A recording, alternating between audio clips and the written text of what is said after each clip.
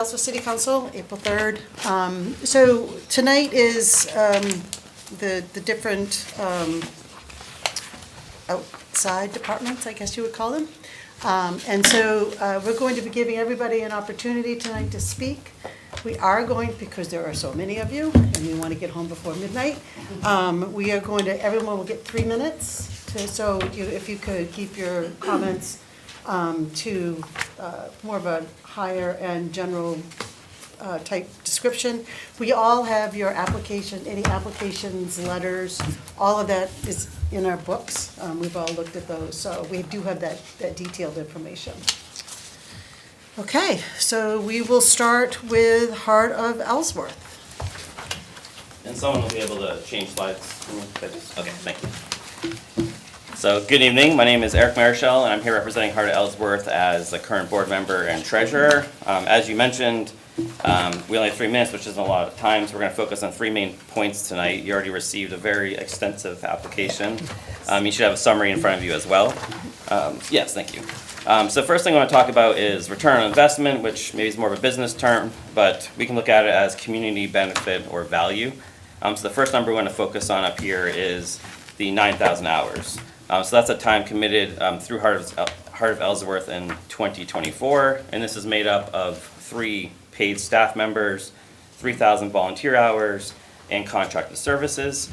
And this is really the equivalent of 4 full-time people working every week for our community, mainly focusing on economic development, design and beautification, promotion of Ellsworth, as well as volunteer organization. So why is this important? Well, ideas and plans are great, but we need people to execute them. And Heart of Ellsworth does this very well. So switching over to capital or money, the city of Ellsworth, since Heart of Ellsworth's inception in 2016, has contributed $54,000. And in that same time period, Heart of Ellsworth has generated $1.1 million, which includes $624,000 in grant funding to get invested back in the community.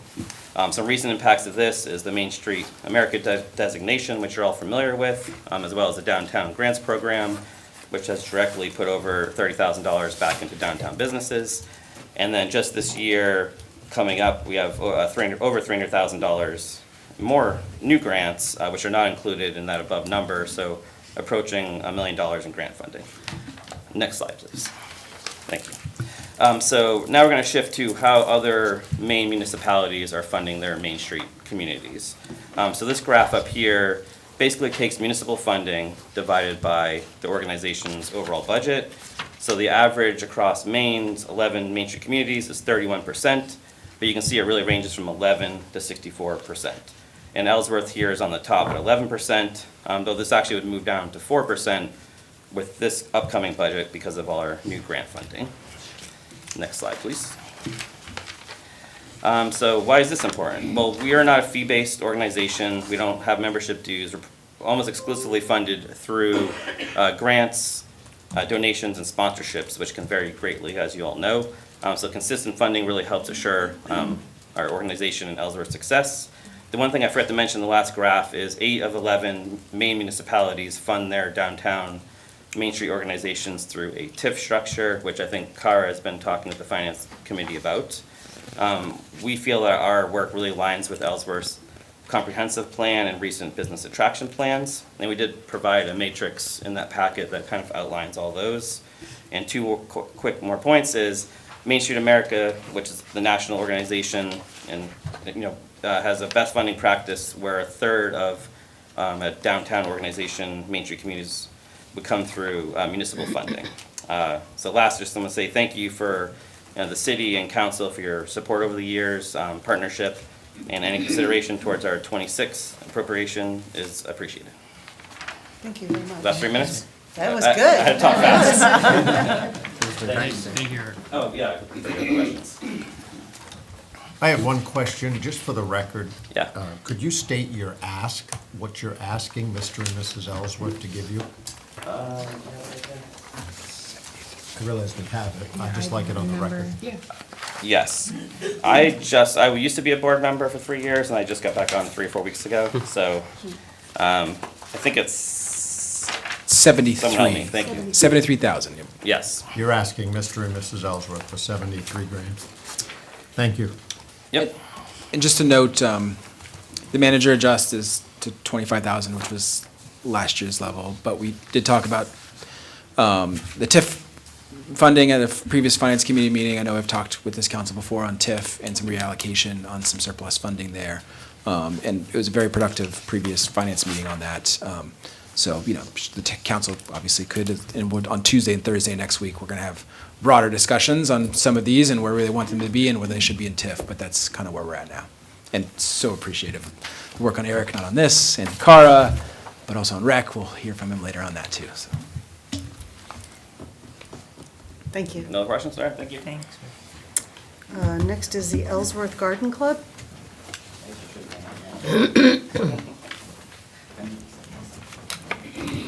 Bob Hepler. I'm the president of the Ellsworth Garden Club, and I'd like to start by thanking the city for past support of the club.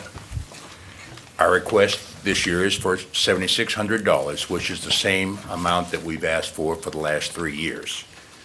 That $7,600 represents a little over half of our operating budget of $14,000. The remainder of our funds come from our fundraising, which is basically our big plant sale coming up here in 2 months. And the rest is dues from our commercial members and individuals. Our $14,000 budget, the majority of it is spent, I would say 70% of it is spent on maintaining those gardens. We maintain 8 gardens open to the public here in the city of Ellsworth. A lot of the biggest ones start right out here on the street and go up towards the school as far as the Blue Star marker on Route 1. But that's the majority of our, where our funds go, materials for plants, fertilizer, things like that. We don't contract any services. All of the garden maintenance is done by volunteers. We have probably 15 people every week putting in at least half a day on one or more of those gardens. Other things that we do with our money, we do support other nonprofits and the schools on garden projects in terms of financial support, materials, and volunteer labor. The biggest recipients are the Beth Wright Cancer Center. They co-sponsor the plant sale with us so that we share the proceeds with them. And the next biggest recipient would be Ellsworth Middle School. They have a very active garden program, and we support them through our labor and our money and materials. Nearly all of our money stays right here within the community. Maybe 10% of our money goes out of the community for things like insurance and our dues to the organizations that we're part of, but most of it stays right here with local vendors, and we do things like rent facilities for our meetings and programs and things like that. Finally, I'd just like to say that conservatively, we would estimate that we put in a garden season, just maintaining the 8 gardens, we probably put in 400 volunteer hours per year. And if you conservatively value those 400 hours at maybe $30 an hour, that's $12,000 of money that the city or some other organization, if they chose to maintain those gardens for the appearance of their properties or the city in general, that's money that somebody else would have to spend if it wasn't for our volunteers. And I'd like to also say just, I'm sorry, that's the voice from I above. thought my time was up. It is, that's what he said. That's 3 minutes. Okay. So thank you very much. Thank you. Thanks, Nate, I can't see that clock. So, I appreciate it. right. Charlie, what was your manager recommendation? To keep them at the same level. Same. Yep. And what was There that was one amount? from. 7,500, I believe, which is the previous, So- or 76. What page is it on? I'm It's on the- looking and I am not seeing it on my notes. 280, according to this, it's 280, 281? 281. But that's like the multi-page application. That's the Somewhere there's a application. one-pager. 206 is the, but they're not on that. But they're not on here, yeah, so I'm gonna make a note to look into this and see why they're not showing under miscellaneous. Because Okay. they should be here and I'm not, Okay. they're not showing. And they're not under recreation. Are they under parks and trees? I checked and I didn't see them there either. They're not there either. Secret garden. Also, this Dad is, jokes are blooming. this is one of those pieces too that you'll notice that there's parks, trees, and recreation, cemeteries, Knowlton Park 2 times, trees in another budget. One of the reasons that I'm asking for a Parks and Rec director is to consolidate all of these pieces, which are relative, to have a little more oversight here, so. But I thought I saw this on one of them. Any other questions? I think it might be helpful if everyone, when they come to the podium, state their ask, and it might be helpful, Charlie, if you told us your manager. Sure. Thank you.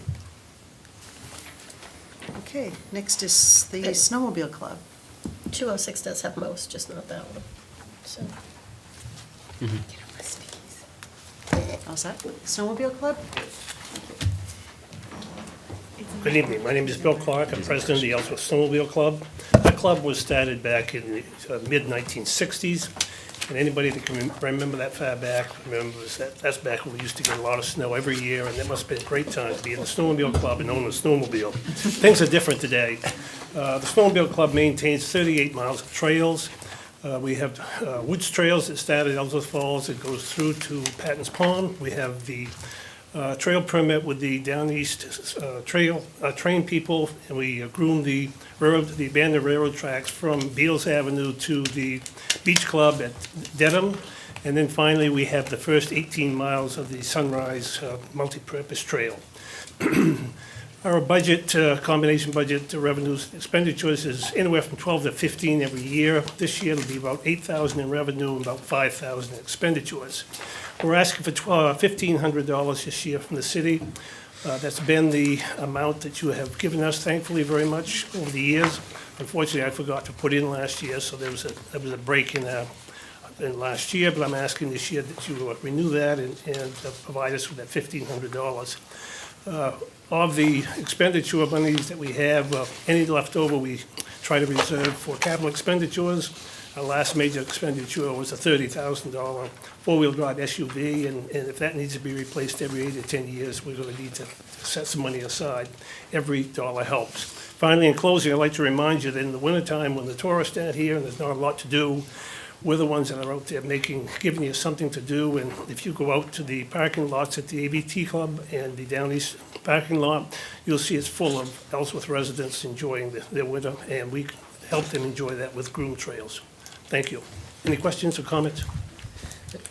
can you remind me how the snowmobile registration ties into this? I know it's a component. When you say ties into this, I mean, what's the city share? Is there pass-through from the city to Yeah. the snowmobile club as a result of the registrations? And I'm happy to, yes, there's a reimbursement from the state for $1,012 for the snowmobiles. And I should also note, there's a memo that was included here from the subcommittee that reviewed this, including a council member and members of staff. And they noted that the manager's request, which is really just kind of matches all the subcommittee recommendations, was to go to 1,000, which, as opposed to 1,500, which is in line with like the reimbursement from the state the city receives, so.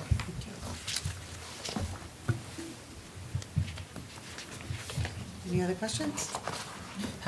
I know I love to like go run and used to walk the dog up on the Sunrise Trail in those first 18 miles. A lot of that's in Hancock, or maybe all of it. Do you have a sense of We how? have 2 miles, the first 2 miles is in Ellsworth, And and then we go clear to Tunk Lake Road in Sullivan. and for all the other trails that you maintain within Ellsworth, you know. general mileage? Everything on our Western Trails is in Ellsworth, and then we go to Dedham, the Beach Club, which is just in Dedham, so most of that, the northern section is in Ellsworth. Thank you. Do any other communities contribute to the snow? Do any of the communities that you do trail work contribute to the Snowmobile Club? No, Have you asked them? yes.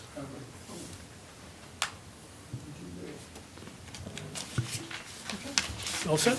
All set? Thank you. Okay, next is the Ellsworth Area Chamber of Commerce. Okay.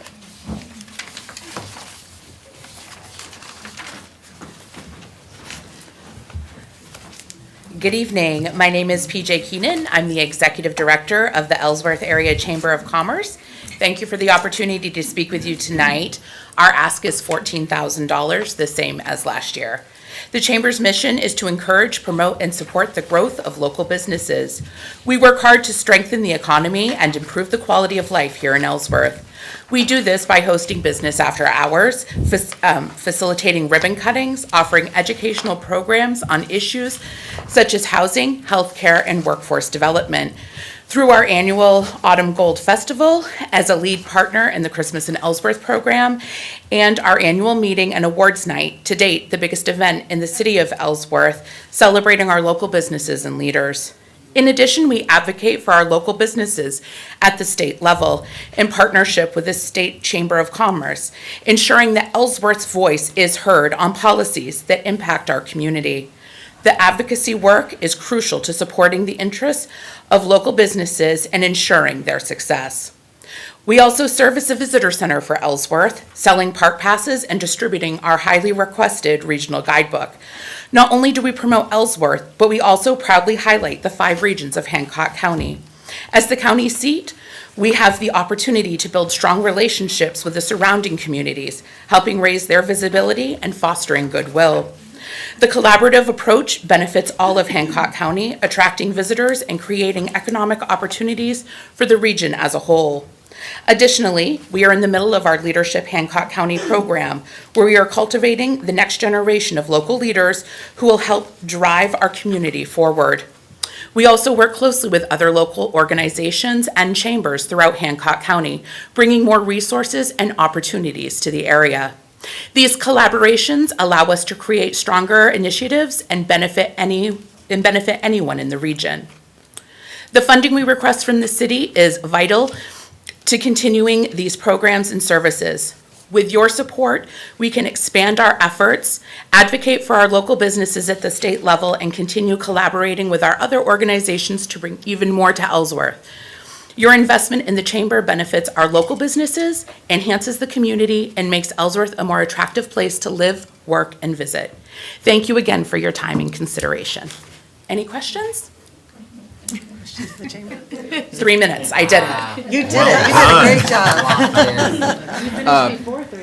The manager adjusts is 14,000 as requested, and thank you for the, with staff, I was saying this is a maintenance year, and please don't have any huge requests, we're trying, but it seemed like you intuited that, and just huge thank you to the chamber, we get so much out of them, very, very, very, very thankful for them. Thank you. Yep. Thanks, PJ. Thank you. Okay, that's the miscellaneous. The next section is recreation. Did you want to say anything, or does anybody want to, is someone a representative Eric. from the commission? Yeah, and we're starting with Parks, Trees, and Cemeteries, which is, Nope, I know, Oh, but did sorry. anyone from the Recreation Commission want to speak before this, or are we all set? Yeah, I think it looks like Parks, Trees, Arbor, then Recreation Commission. Okay. There's a lot of parks and Oh, okay, it said presenter. parks and Okay. yes, I just have something quick. Okay, yeah, thank you. so I'm- Okay, so parks, trees, and cemeteries. Yep, and we're on 206 here, actually, which is, oh, sorry, not 206, I'm sorry. 467. 470 has the kind of, the lines here, and voila, the garden club. You found the garden club. I was about to say, I've read all 800 pages of these 3 or 4 times now, so I remembered that garden club piece, but that's where it's at. Also part of the, yeah, I'm hopeful, I know we'll talk more on Tuesday on the Parks and Rec Director position, which would, and I'll have a presentation on consolidating a lot of these budgets, which I feel, even if we don't add to a new budget for the parks, just consolidating, having oversight, there's a pretty plentiful amount of budget already there that I think needs better oversight, staff guidance, direction, and I feel like we could do better in this category. I think the previous council forum, every single council member that was a candidate, those that won, those that didn't, this was a big piece that the community was looking towards. So definitely something that I'm trying to improve on this year, not just through a potential Parks and Rec director, but how we can provide better service to the city of Ellsworth in all these categories. And a huge thank you to all the folks from the Arbor Commission, the Rec Commission, the Grand, all the pieces that are kind of here now that have been doing amazing work, on their own. Just one of the things I love about Ellsworth is just this huge citizen commitment to this area, and really, really thankful for your work. So on the parks, trees, and cemeteries, on the pieces in here, I've added a bit on the. Charlie, can I just interrupt? Sure. I'm giving you a heads up. I don't have these pages in my book. I don't know, do other people have 467? Do you? I go from 464 to 475. Yeah, it's. I have them. I have them. So, just be aware that. You're not I allowed to, haven't- Nancy. We only give I know, the parks. Because I never spend any time with cemetery issues in this council. Then I'll just do a little. Just it's give up me there. numbers Is and I'll yours be the good. only one missing? No, somebody else. Oh, 3? Yeah. Now you know. Now you know you're on our naughty list. I'm just gonna nod It's like along. high school over again. I apologize for the error. We'll, I'll have them printed out for you on Tuesday. You get what I, 3 copies. and it is, in tiny little font up here. there's no way I'm gonna read that unless So you can. I'll voice over the numbers just to help out a little bit. Thank you. So there's the 50,000, which was last year's level, and I've upped this a bit to 60,000 for the year, so we can do a little more investment. The FY '25 number is a little low, as we've mentioned previously. We hadn't quite had the services we were expecting with our vendor for a lot of the High Street and other public spaces maintenance, so it was pretty late in the season. We decided to kind of save that money to invest further this year to really, but also that we want to make a little bit more of a commitment to next year to improve our public spaces and our public access routes, and really meet the mark better here. So that's why it's a little bit of an adjustment, and even though the year-to-date isn't much, there's a lot more coming. We've talked about, full mulching of all of our public ways, flowers, obviously, Knowlton Park, Harbor, our Main Street, High Street corridors, really making sure that our. I think you just got cut off. Oh, am I at 3 and 8? Sorry. I was like, Oh, well, I had a little, so that's for that. I'll go quickly to the cemetery repair. We have a fair amount in the reserve funding. I know, Nancy, you're working on the cemetery commission, so we found there's a lot of cemetery reserve funding for that. We didn't, and with prior year actuals, we didn't need to go as big there. And then veterans flags, I upped a little bit to be more in line with prior year actuals, to make sure that coming from Memorial Day and other days that we have veterans flags on all our cemeteries, and that's it. great. Any questions? Charlie, if we for some reason don't pass a Parks and Rec director, how do you plan on managing, and we did pass funding, how are you going to plan on managing that this year?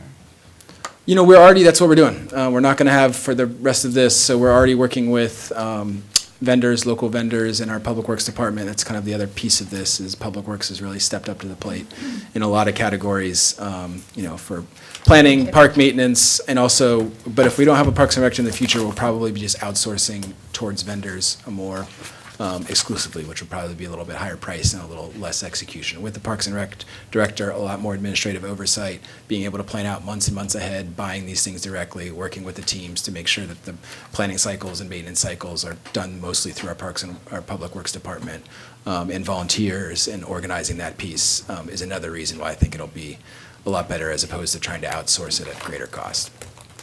Thank you. Yeah. Good question. Anything else for Charlie? I do think that was an accident. I don't think he meant to do that. I kind of had 3 line It was items, just so maybe I kinda had funny. 9 minutes. Okay, Arbor Commission.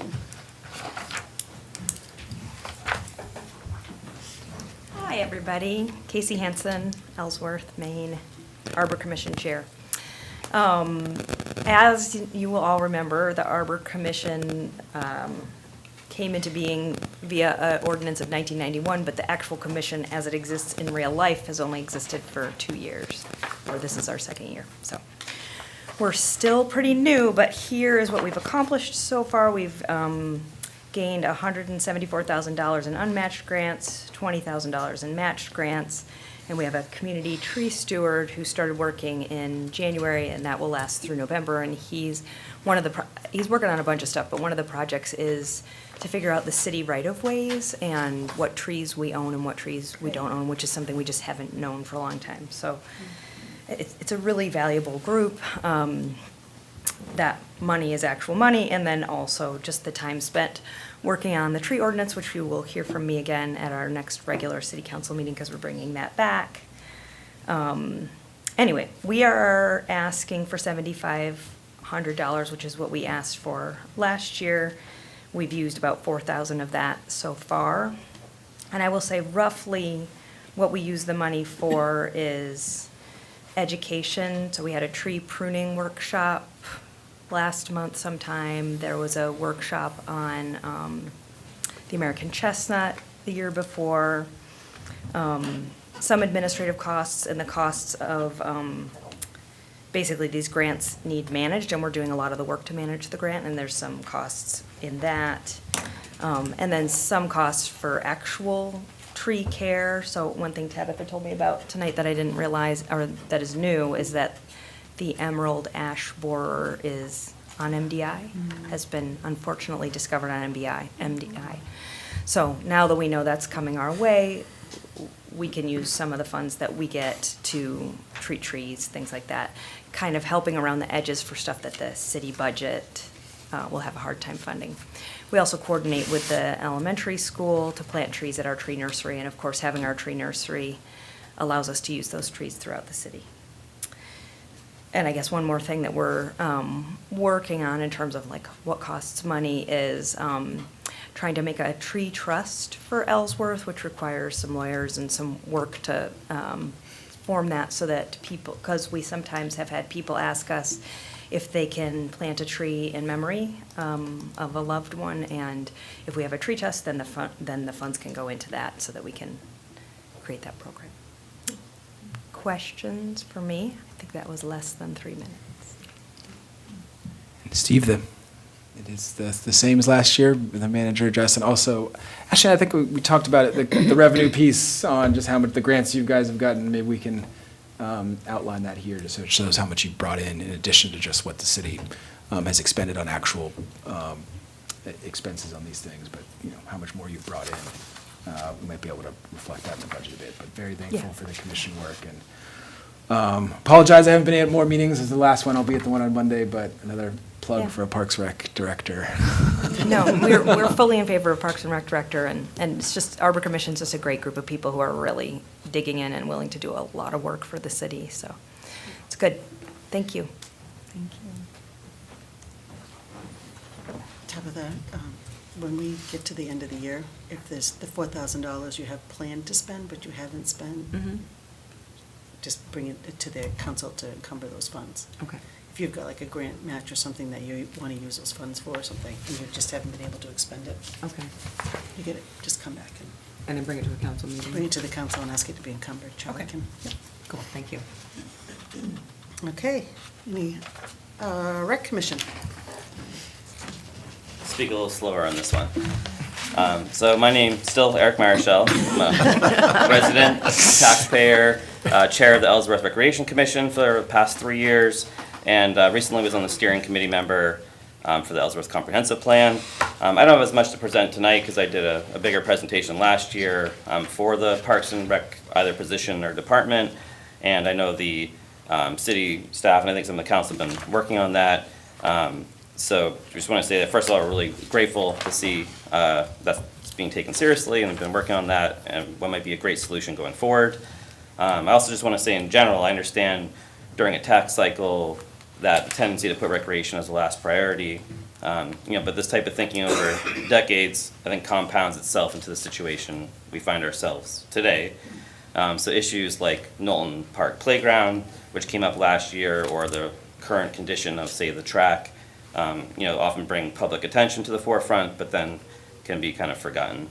So I think the ability to actively manage, plan, write grants, and work with our community partners to help oversee our 27 city-owned and partnered assets is imperative. So one quote from the State of Maine Comprehensive Planning Guide that really impacted my thinking on this during the comprehensive plan process was, this is the quote. It says, "Open space and the recreational activities that take place there are often symbolic of a community's quality of life." And so our recreational assets can be a gauge of our community's health. The activities they provide are often free or low cost, and they also allow citizens to participate on their own time. They're also a notable amenity people search for when considering moving to a new community. So I think they're definitely worth our time and investment. I'll take some questions after, but with our budget this year, which I might not have the final one, but I think that's behind me. Okay, 205,450. So we did remove the recreation fair line. So that was an event that started last year, but it was really spearheaded by a couple city employees who are no longer here. It had sort of low attendance. We didn't really think that's something that would be realistic to pull off again this year. We also reduced the ice rink budget and moved to support Woodlawn pond skating.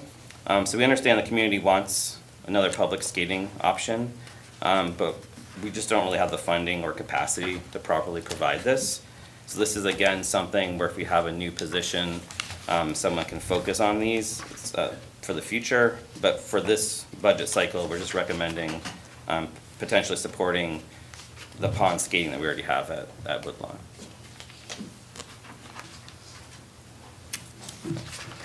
And I just wanted to add to Demeyer's field maintenance. That has been moved to facilities. right, so And it's not accounted for on this budget, but we have done the change from when facilities did their presentation, so it is in the change log. But it's not on this budget quite yet, so you'll see that come off during the final budget, that 17,600. That was moved to facilities. And this is kind of a piece too, for next Tuesday, when I'm gonna be stealing a bunch of Eric's great work that he did last year. And we had some, on kind of consolidated budgets. There's things like so this is kind of level funded at what the recommendation is at the city manager level. There's other pieces here which are very much related to recreation, like Knowlton Park, but that's in facilities budget. And so how do we, and then there's beautification here for $1,000, but we have other beautification that we're doing. So there's just a lot of, I noticed going through the budget many times, I noticed last year, I noticed again this year, some of it's duplicate, some of it's in different pieces, speaks more towards that need to consolidate this under a larger Parks and Recreation budget. And if the council, to your point, Tabitha, if we don't decide to move forward with that this cycle, I think it still would be worthy of some consolidation. And just for ease of use, you saw the Arbor Commission's budget is kind of a standalone, single page with one line item. Having this more under the purview of a department, just, it seems to be calling out for it, even in the nature of the budget, so. So you said these things are going to be moved over, or, because mine still has the Demeyer Field maintenance. Yeah, we moved that over today, right, Nate? Oh, okay. That should be zero. Yeah, so that will be zero in this budget, because Jim has taken that over. He pretty much does the Demeyer Field maintenance. So we've moved that into facilities budget. So it's actually, you'll see it in facilities budget right now and still on the recs in your budget packet. Okay. But when we come back on the 10th, it will be zeroed out in the rec budget, and it's in Jim's budget. Okay. So that's a, So is that a savings? Does that mean you've Yeah. doubled the expense? It's in Yes. both departments? Okay, good. Oh, well, there so you we'll go. be saving 17.6, yeah. And then, and I apologize, so you want to reduce the ice rink, I have $2,500. Well, yeah, we did, the last time we met, which I think was last week, we had put it down to 1,500. The 25 has pretty consistently been for, which I believe mainly went to the YMCA in the past to maintain it. We haven't had the ice rink the last couple of years. So I think in the past, we did something like 1,500 for the 1 or 2 years that we during COVID, I believe, did kind of support the Woodlawn pond skating. Okay. Yeah. And then you said to remove the Ellsworth Recreation Fair, that I have $1,000 on that? Yes, that one in the meeting we did also remove. Is that one on there still? It's still, Yeah. Okay, yeah, yeah, we can definitely take that off. Can you send those changes Sure. to myself and Nate, and we'll reflect them in the budget?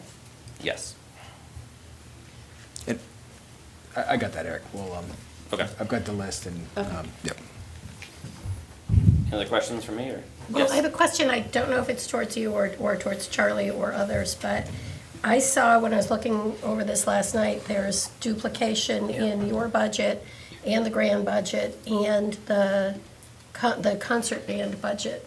So I'm hoping that that's another like duplication so that suddenly we're reducing the overall asks. No, do you mean? the grand and the concert, so the grand is under the rec budget. So So- their asks are, that's their asks under the rec budget. Okay, so that's even where they though they're, fall. The funding, they have to still submit a funding request, but they fall under the rec department Okay. within the budget, so it's not a double ask. It's not the rec department, it's Okay. like a Yeah. recreational budget. Yeah. And this was kind of, one of the things we noticed last cycle too, that this was kind of how things have been categorized for a while here. But, yeah, so Yeah, it's, in the past, since I've been on it in the past, the Recreation Commission hears from those individual Right. outside organizations and then gives them feedback and maybe tweaks the budget and then brings it to the council. as a whole okay. I was package. seeing them as separate asks for the same amount as you're saying here, so, okay, that's better. Thanks. Thank you. Thank you. All right, next up is the grand. That'd be you, Nick.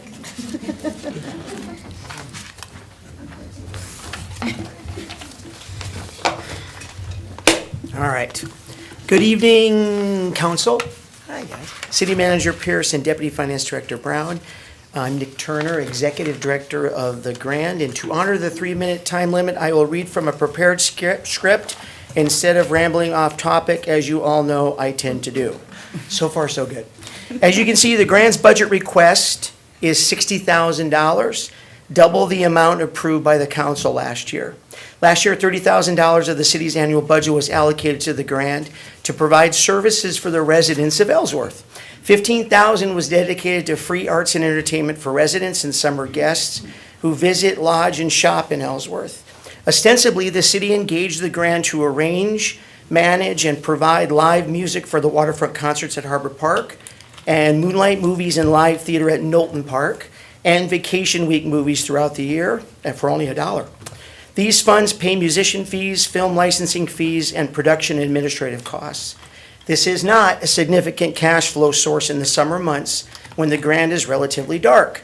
No air conditioning remains a daunting roadblock in the Grand's downtown journey to financial resilience, but that's for another day.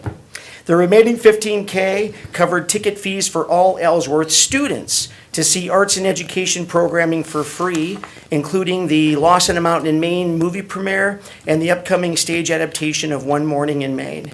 Funding supported the Van de Vettering Jazz Invitational, where 44 Ellsworth middle and high school students spent the day in workshops with visiting jazz artists for free. The city allocated these funds to give back to the taxpayer and their children, and as a taxpayer and father of an Ellsworth student and musician, it is deeply appreciated. The Grand is proud and grateful to be a part of this giving back to the community. This year, the Grand requests an additional $30,000 to support operations. $30,000 covers 1 month of operating expenses, including ongoing maintenance and repairs to an 86-year-old historic building, utilities, programming expenses, and salaries for a small but dedicated staff. Ellsworth residents and their neighbors visit the Grand over 20,000 times yearly on and off stage. This has an estimated $3 million impact in the local economy. Imagine the impact of full summer indoor entertainment with air conditioning, but that's for another day. Thank you for that. 20,000 points of contact annually and an estimated financial impact of $3 million. 1 month of operation expenses is not a lot to ask. At yet another volatile and contentious time filled with uncertainty, especially for the arts, 1 month of support is a modest investment in an organization and venue that serves as a beacon of activity on Main Street, a source of joy for many, and a celebration of community. I urge you to please approve this budget request so I can sleep 1 month a year. Thank you. Any questions, comments, or just flat-out encouragements? Yeah, I'm noticing here that I don't think the additional 30,000 made it into the lines, Didn't I just wrote? even though it is in the kind of, the recommendation piece. My manager's recommendation is in line with previous year's funding. You know, I could consider this maybe part of the TIF reallocation, as we're considering that for economic development activities and other pieces. I know the Heart of Ellsworth has a similar request. I do feel that, you know, in this year's budget cycle especially, that I'd probably stick with the current level funding for, you know, for all these entities, but considering it maybe as the TIF cycle, we can move forward and do a little deeper dive on those pieces. That's kind of my recommendation as of now. My motivation is, the last few years of funding engagements I've had with grant writers and things like that, one of the main things they say is, does the city of Ellsworth support you? And to my determination, no. We're providing services for the city of Ellsworth for that $30,000. And the majority of it goes to providing that entertainment and art. Now, you don't have to do it at all. You could cut the whole thing and we'll just go forward. Most of it goes to the community, the art, to provide entertainment. Very little of it goes to keep the Grand open. And I'll say this, what I've said like for 8 years now. In my determination, you've got, when I'm long gone, you've got a treasure on Main Street, a vital resource that many communities would be desperate to have. And you will know that desperation if you lose it. And then you got to figure out how to raise millions of dollars to reopen that building. And it's getting extremely difficult. And that's what I can encourage you as a taxpayer and a parent and a member of the community. I just feel like it's time for the city and others to really take seriously what this resource is, instead of just like, oh, the Grand, it's always been there, we love it. I'm not seeing that. I'm seeing the love of the participation, the people enjoying it. I'm not seeing any significant financial support but thank you. Thank you. I'll say from Recreation Commission standpoint, the Grand has gone above and beyond what is listed and what they're providing the city, whether it's hosting the Recreation Commission in their office space when we're on a city tour, or just contributing staff time toward all of like the programming and holiday, Christmas parades and everything like that. They've been a good partner over the years to the Rec Commission. And especially scary is we've just seen like the Criterion Theater, the other similar nearby theater has been sold. It's a thing that could happen. Nick, can I ask you a question? Absolutely. How is can you talk to the state of the historic building there? How? I have I think a $20,000 roof repair just on the gallery space. Huge thank you to the facade grant. We just found out today we received it. The two spaces on either side, the doors are basically falling out. Last year the windows fell out. That was 12 grand. So every time something happens, it's not little for an 86-year-old building, as you can remember. It's like, what happened? Well, this one thing broke. How much? 30 grand. So every time we take a step ahead, it's at 5 steps back. Thank you. Thank you.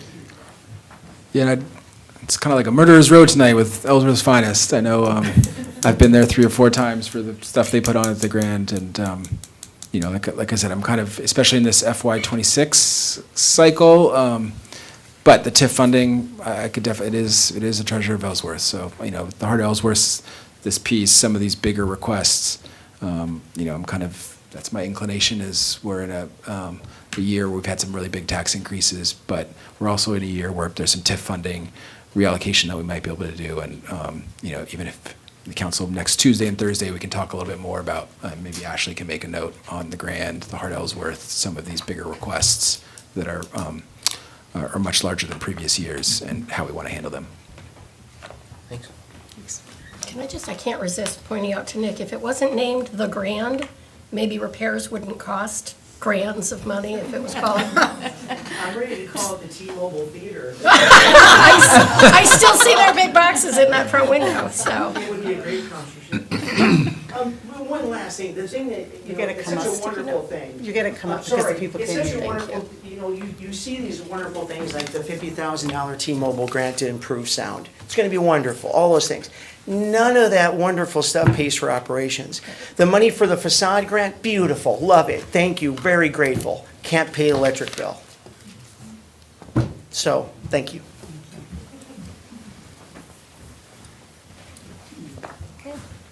Ellsworth Concert Band. Can I just make a comment real quick? Sure. This, you can still come up. No, Go you ahead, can still go come on, up. that's fine. The department requests on this for the outside organizations are incorrect. We did receive multiple changes for the rec part of the budget, so I think that got misplaced somewhere. So we will update those. So I've made a note. So just so you know, the department requests versus the manager requests are off on that. Is the new sheet that you gave us for the beginning reflective of the changes that you've made already, or no? No, because I found that out when we were going through it, same with you. I was texting May, I was like, this is wrong. So we'll update that. Thank you. Thank you. Hi. I'm Marlena Ford, citizen, and I'm president of the Ellsworth Concert Band, replacing Kelly Tupper after many moons. And I'm here, we are requesting a whopping $1,400. And the Ellsworth Concert Band has been, I did a little research. Some sort of concert band in Ellsworth has been in existence since 1897. The Ellsworth Concert Band, as it's sort of known, was refounded in 1953. I was just reading the article about it, and the city was sponsoring the group then. And it was revitalized in 1983 as part of a request by the city to have a band perform. So we perform usually 6 concerts in the summer for free. We're currently down on the waterfront at the gazebo in Harbor Park. We've been there for 10 years now. Previously, we were on the little landing out here, the steps of City Hall, which was interesting sometimes when the bugs came. We have memories of swarms like coming up. The lovely memory for myself of watching a fog bank come up Franklin Street and completely envelop the parking lot. So it's kind of like a horror movie. And finally, we had to move. We didn't have space enough for our people, and the bushes were getting too high. And I know that was a thing that was asked about way back. I did a little bit more research, and the funding is that in 1984, I found in the Ellsworth American that we were given $1,500. So we are not asking for an increase.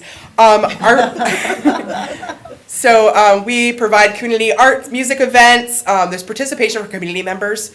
Our band is made up of all ages. We have, my youngest daughter was 12 and was playing in the band last year, and there's someone in the row behind her who was in his 90s.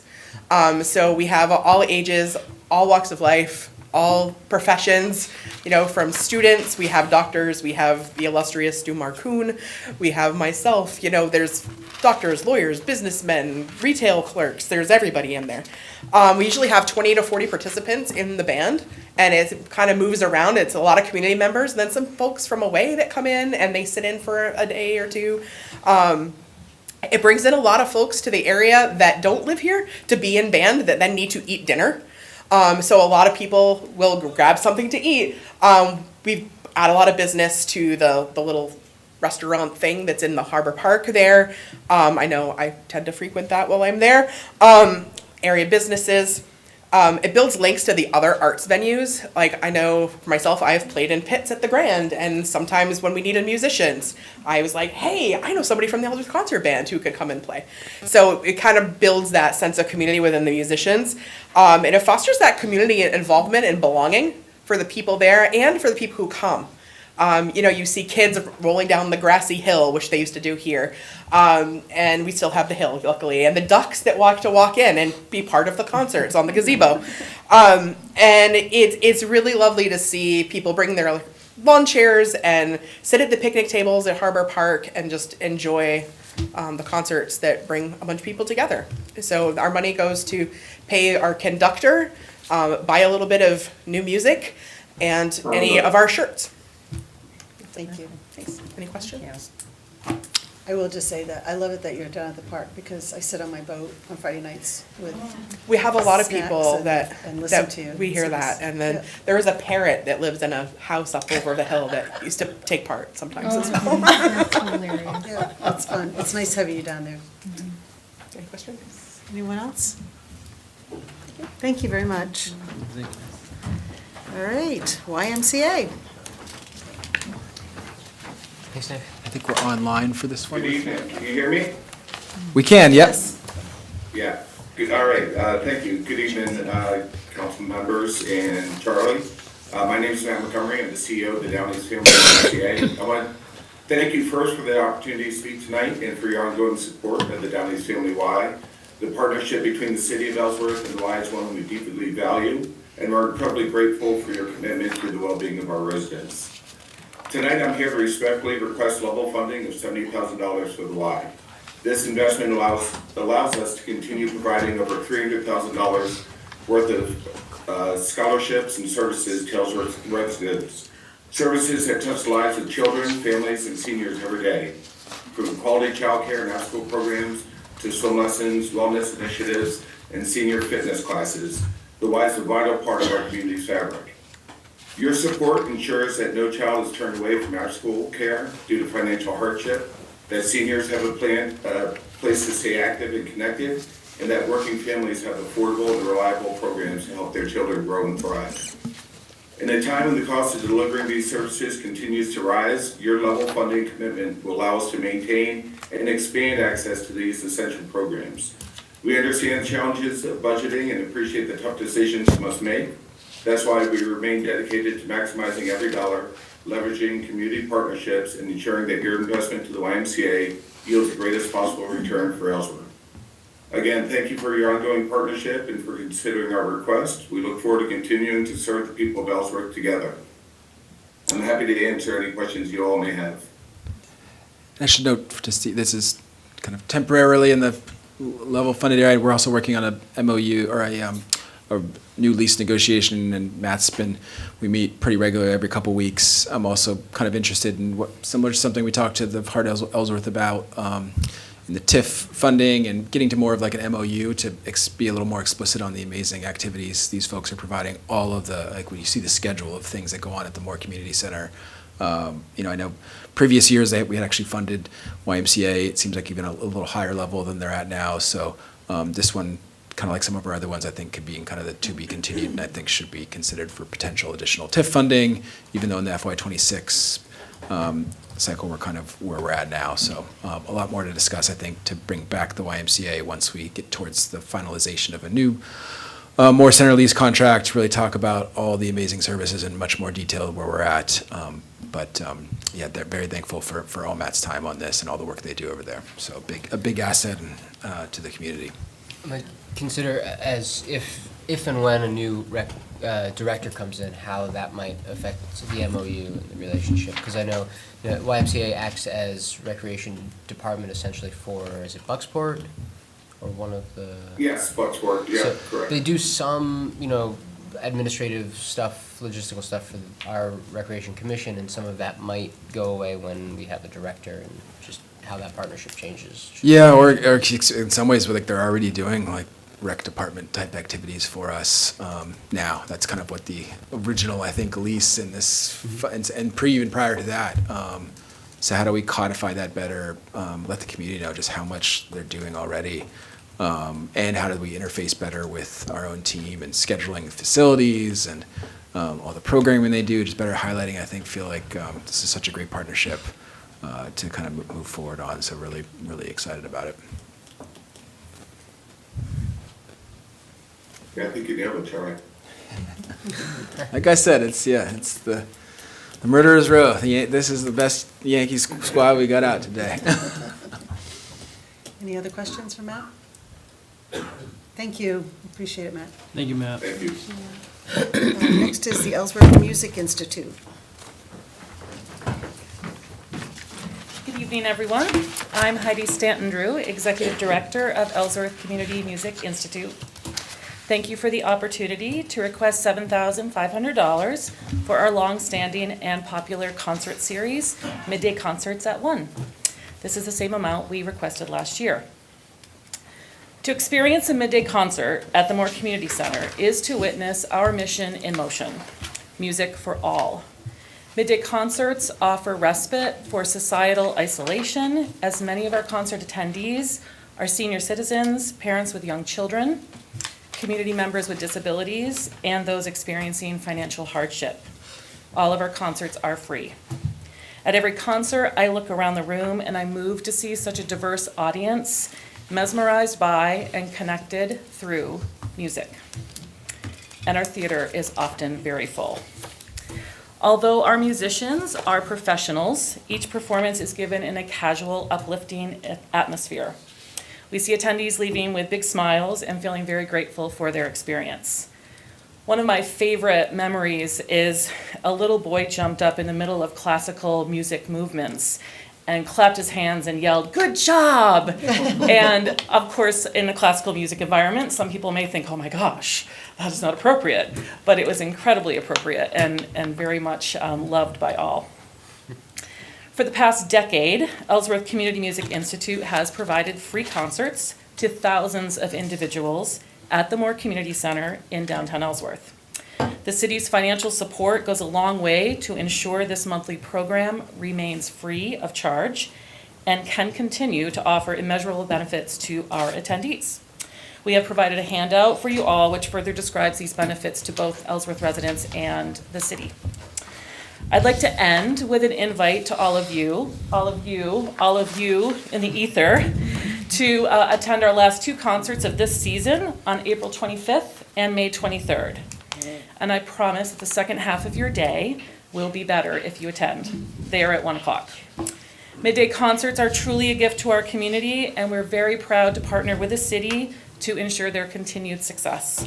Thank you so much for your past support and your consideration. Do you have any questions? Yes. Are you paying the Y for that space? For the midday concerts, I believe, we are not charged for the use of the space for the midday concerts because they are a free event for all the public. Thank you. You're welcome. Heidi, is there a collaboration with other local nonprofits, or do you bring in folks from other groups for the concerts, or is there any? For attendees? Mm-hmm. So let's see, so we collaborate with Friends in Action. We make sure that they are aware of all of our concerts, so they're able to get that out to their constituents and arrange for transportation. We make sure the Healthy Acadia knows about all of our concerts so they can spread that out to their constituents. We communicate with local housing or assisted living, I guess I should say not nursing homes anymore, assisted living facilities. It's hard for them sometimes to get people, but they try. And I think that we're working actually with Parker Ridge is going to try to get some better transportation for their residents to come. We also encourage the Downey's Family Y to bring the daycare kids up. Sometimes they come up in their little bus. Sometimes they leave quickly because they get a little excited, but we also don't mind that. We understand that. And I'm trying to think who else. The schools, we always try to get the schools to bring the kids. That happens sometimes. Again, that can be very difficult with teachers and schedules and all of that and their resources, but we welcome that as well. So we try our best, and we always are looking to improve that as well.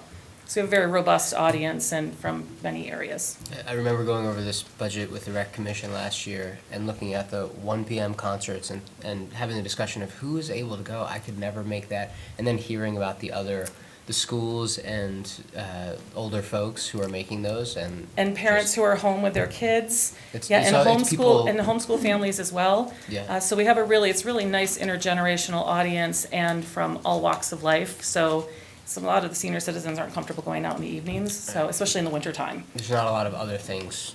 That's right, right. easy So for and those these people. concerts are offered monthly, September through May. So, great, thank you so much. I would say that that's one of the many things. I think that with the old Moore School, and are you still using the second floor auditorium? Oh, yes. Yeah. So my father graduated from high school in that auditorium. So, you know, and it's been refurbished and it's being reused for this. I just think it's fantastic. So many of our attendees love that they were students or teachers there. Yeah, yeah. Yeah, I used to watch my kids in fifth grade do plays. What was the adjustment, the suggestion? It's at the level of request, 1,400. I think 1,400, yep. No. 1,400. 70, this is for the band? No, Ellsworth Ellsworth Music. Community Music Oh, the Ellsworth Music Institute. The 5,000 is what it's at. Yeah, it's at the requested level, which is the Could you previous. clarify, what is your request? It was 5,000 was the request, and, which was the previous request as well, and IMS. I thought it was 7,500. 7,500 was the request? Thank you. I believe, I wasn't with the school last year. I believe last year the request was 7,500. We received 5,000, and we're requesting 7,500 again this sorry, year. then. If I think that's one of those ones that Ashley's, Yeah, sorry, that's Thank you. probably, it's a, That's yeah. okay. I'm just But getting I'll put that, clarification. and I'll put that in the changes and email everybody what the actual request was versus what the recommendation is. I just I think wanted it to be on the record. Yep, okay. I can speak to that real quick, just from last year on the rec commission. Oh, sorry. thank you. So if I remember correctly, I think they were funded even less the prior year. I think they've requested 7,500 for a few years, and it might have even been 2,500 the previous year. And I think the rec commission, because it sort of fell into that budget last year, tried to bridge that gap to 5,000 last year. So if that, my memory serves me correct, that's That's what we right. did. Thank you. The next is, I'm sorry, do you have a It's question? just, you know, it's maybe too askew from the category of TIF funding, but if we could consider that when we consider the other, Yeah. just that little bit of a bump up. Yeah, and that's kind of two pieces of that too, is a skew to now maybe, but we can modify the TIF for some of these pieces. Yeah, well, I don't know, it might be worthwhile on next Tuesday, Thursday, we just kind of go through some of these pieces. You guys get the updated numbers. This seems to be a kind of a big area where you all can discuss where we want to be at here for this cycle, and then what we want to maybe consider for future TIF realignment as well. Yeah, I think some of this, if we fund everything with TIF that is wanted or needed, we're definitely going to need to relook at our plan and at our April meeting, a public hearing is being advertised now, but we're going to be looking at getting a consultant in to help us look at our TIF district, what we're spending it on, because the TIF plan is going to need to be rewritten. It really needs to be in order to put the focus on the things that are needed. Now, I think the last time we did it was, 2012, Tammy? So it's been 13 years, and Ellsworth is different, and the focus is different. So I think we'll be asking for a consultant to help with that, so that we can fund different types of things and what are currently in the plan. Yeah, there's kind of, I'll do my final passes of the budget, some things that are in there, like a TIF consultant will pull off that can be funded through unallocated TIF from this year without any amendments, that type of thing, so that we don't have to have that in the FY26 cycle. But then some of these things that we want, let's get the consultant in, let's think about it holistically, and maybe we could decide if it falls into a category that we need to edit this into. And then, Because if it doesn't get spent in the budget this year, TIF funding never goes away, and you don't have to encumber it, it's its own fund. So if you have, money in there, it'll still be there next year after we decide what we want for a plan. So I think it's not imperative to spend it now. Okay, any other questions? The Ellsworth Historical Society.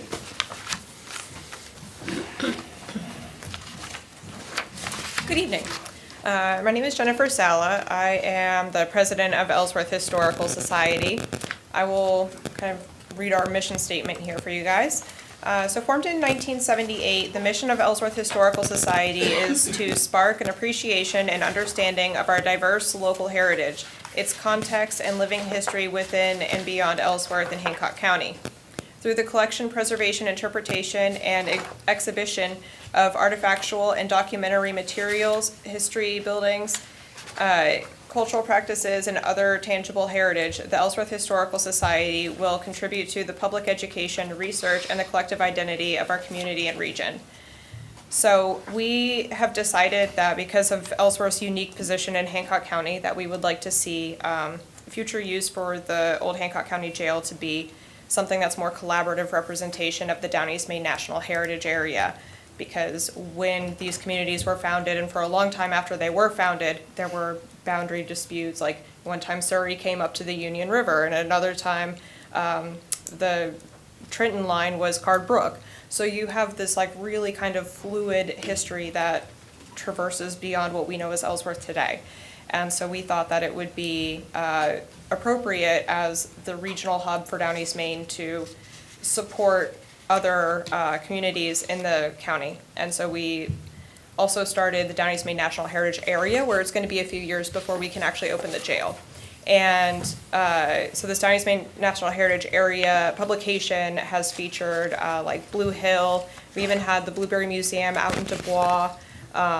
We've gone, I think Castine has written for us. We've been able to feature several other communities in this newsletter, and we decided that we wanted to make it something bigger. We've already seen a 50% growth in membership over the last couple of years, and we would like to continue to see that trend, especially where, like a lot of historical societies all over the world, I'm sure, are seeing members that are no longer with us.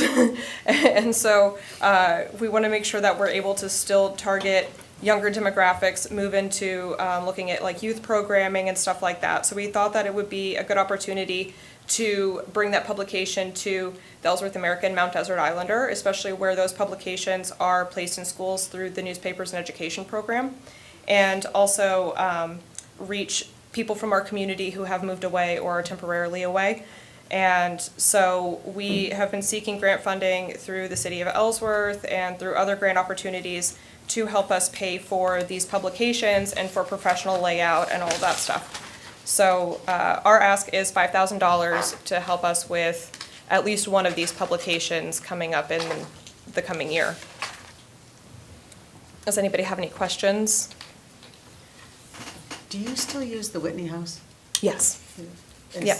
like a museum or? That right now is mostly our like archival space. So we have a group of people who work there several days a week going through their professional retired archivists. And so they are, like a lot of stuff was done by citizen historians and genealogists and that stuff. And so they're actually getting us up to museum grade archival practices where it's cataloging and actually putting stuff in like acid-free envelopes, and yeah, they're buying professional stuff for, so it's like real museum storage over there at this point. Oh, great. Yeah. Yes. Your request is 5,000 and the manager's adjustment is 3,500. How does that impact what you would do to be able to move forward with this project? I think that would potentially get us down to only one of the publications. I think the winter one is a little bit lower. It's like 8,000 distribution. And so I don't think we'd be able to do a summer one on that.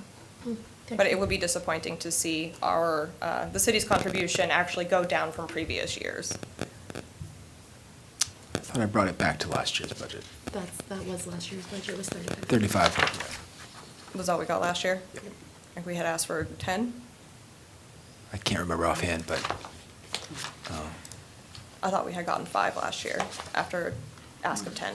there was a Fiscal distribution of 25. 3,500 too. Yeah, 3,500. What are the dollars used for, like purchasing the materials to make the publication? So the Ellsworth American actually prints everything professionally there through the same thing that they use to print all of their stuff. So we just send them the files and they're able to actually print everything, but even though it's gonna be like 8 pages, they're able to insert all those papers together, fold them, put them right in the newspaper, and they go out. Yeah. And there's been precedents over the years where the Historical Society has provided articles when there were previous owners and previous publishers involved at the paper. They allowed space for historians to have columns, and they just don't have that anymore. Anybody else have any more questions? That's interesting, this historic preservation is in the subcommittee discussion, but historic society is not. I don't know if there was any rhyme or reason for that. Preservation as a commission. Okay. So that's the reason that, Yep. gotcha. Anything else? I'm also here for the commission, so I can just stand here. Okay, there you go. Part of the confusion. Well, and the next up is Historic Preservation Commission. Like Eric, I'm still Jennifer Sala. And so this year, we are looking at, last year we had asked for $5,000 in matching funds for the Historic Preservation Commission, which, for those who don't know, is a commission of the city of Ellsworth. And so we have some oversight over some of the local landmarks, and we also support efforts of other organizations, like Heart of Ellsworth is working on a National Historic District for Main Street, and so we're working with them on that process, a few other things that we do. So one of those things that hasn't been done over the years, and I talked about this last year, was archaeology. And so the Historic Preservation Commission in the city of Ellsworth should be making a better effort to explore archaeological resources in the area. So far, it's only been done if it's been a major construction site, like a dam, but that's not normal. Most communities, especially with a history as long as ours, have done more research on that. And so we asked for $5,000 in matching funds and $1,000 in administrative costs to be rolled over from last year, this year. And so we, right now, are working with a grant writer, and we have offered her, she provided us with a list of grants, a grant schedule, and we went through and we identified a few grants that we thought we can make a strong case for, and that would fit within our matching fund bracket with the $5,000. And so she is in the process of writing those grants for us. And so we will still need matching funds at some point for that. And we should have that $1,000 that we had asked for administrative costs, such as the grant writer. Will have used that by the time the new fiscal year comes around. So those won't need to be encumbered, I don't think. Any questions there?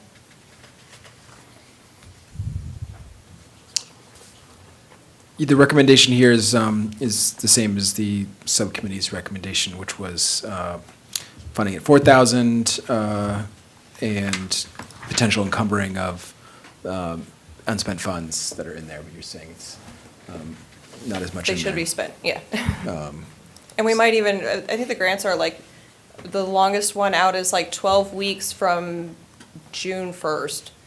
So we will know pretty quickly on some of these. Like I think some of them come up like in the middle of this month and have an 8-week lead time or something. So we will have a better idea. Anything else? Anyone else? I should you. just note for Jen that, funding to those levels or previous levels is in no way a critique of the work. I'm on meetings and everything, and she's here all the time doing incredible work. So thank you so much, Jen, for everything. Thank you. Yeah. Okay, the next, Friends in Action should not be a social service. It actually should be under Miscellaneous. We put it up there last year. They're not a social service. They run our senior center. So we had Friends in Action here last year, as well as in the Miscellaneous. So we had it in 2 spots. Right, and that's because it shouldn't have gone into social services. Okay, so we need to move it back to Miscellaneous from Social Services? Yes, Okay. yeah, because it's not a social service. Okay. Okay, Friends in Action. Find out.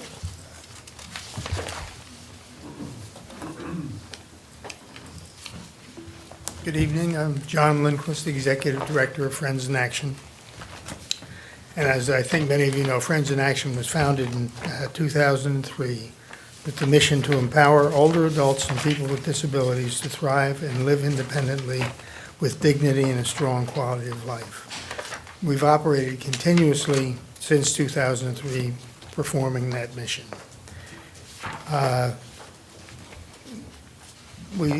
One of the major undertakings is transportation. We serve seniors in all of Hancock County, going sometimes as far as Bangor or Brewer for special treatments and medical urgent medical treatments.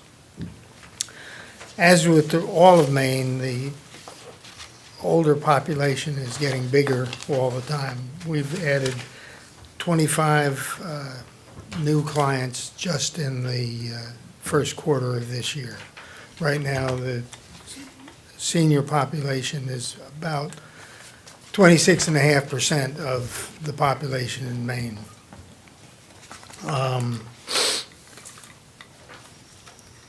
In 2024, our client base increased from 1,364 to 1,511 patrons or clients.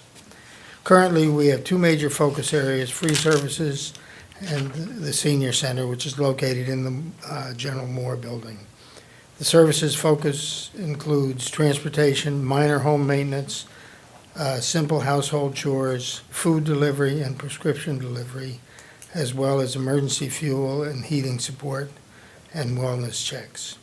The senior center offers 2 coffee hours a week, 2 lunches a week, 24 fitness classes a week.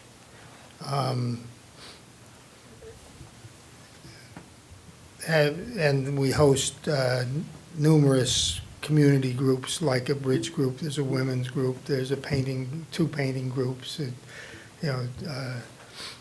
and we are looking all the time to host more of them.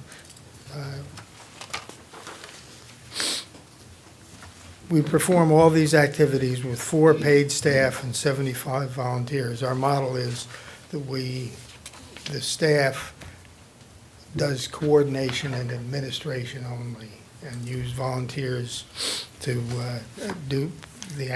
perform the actual work.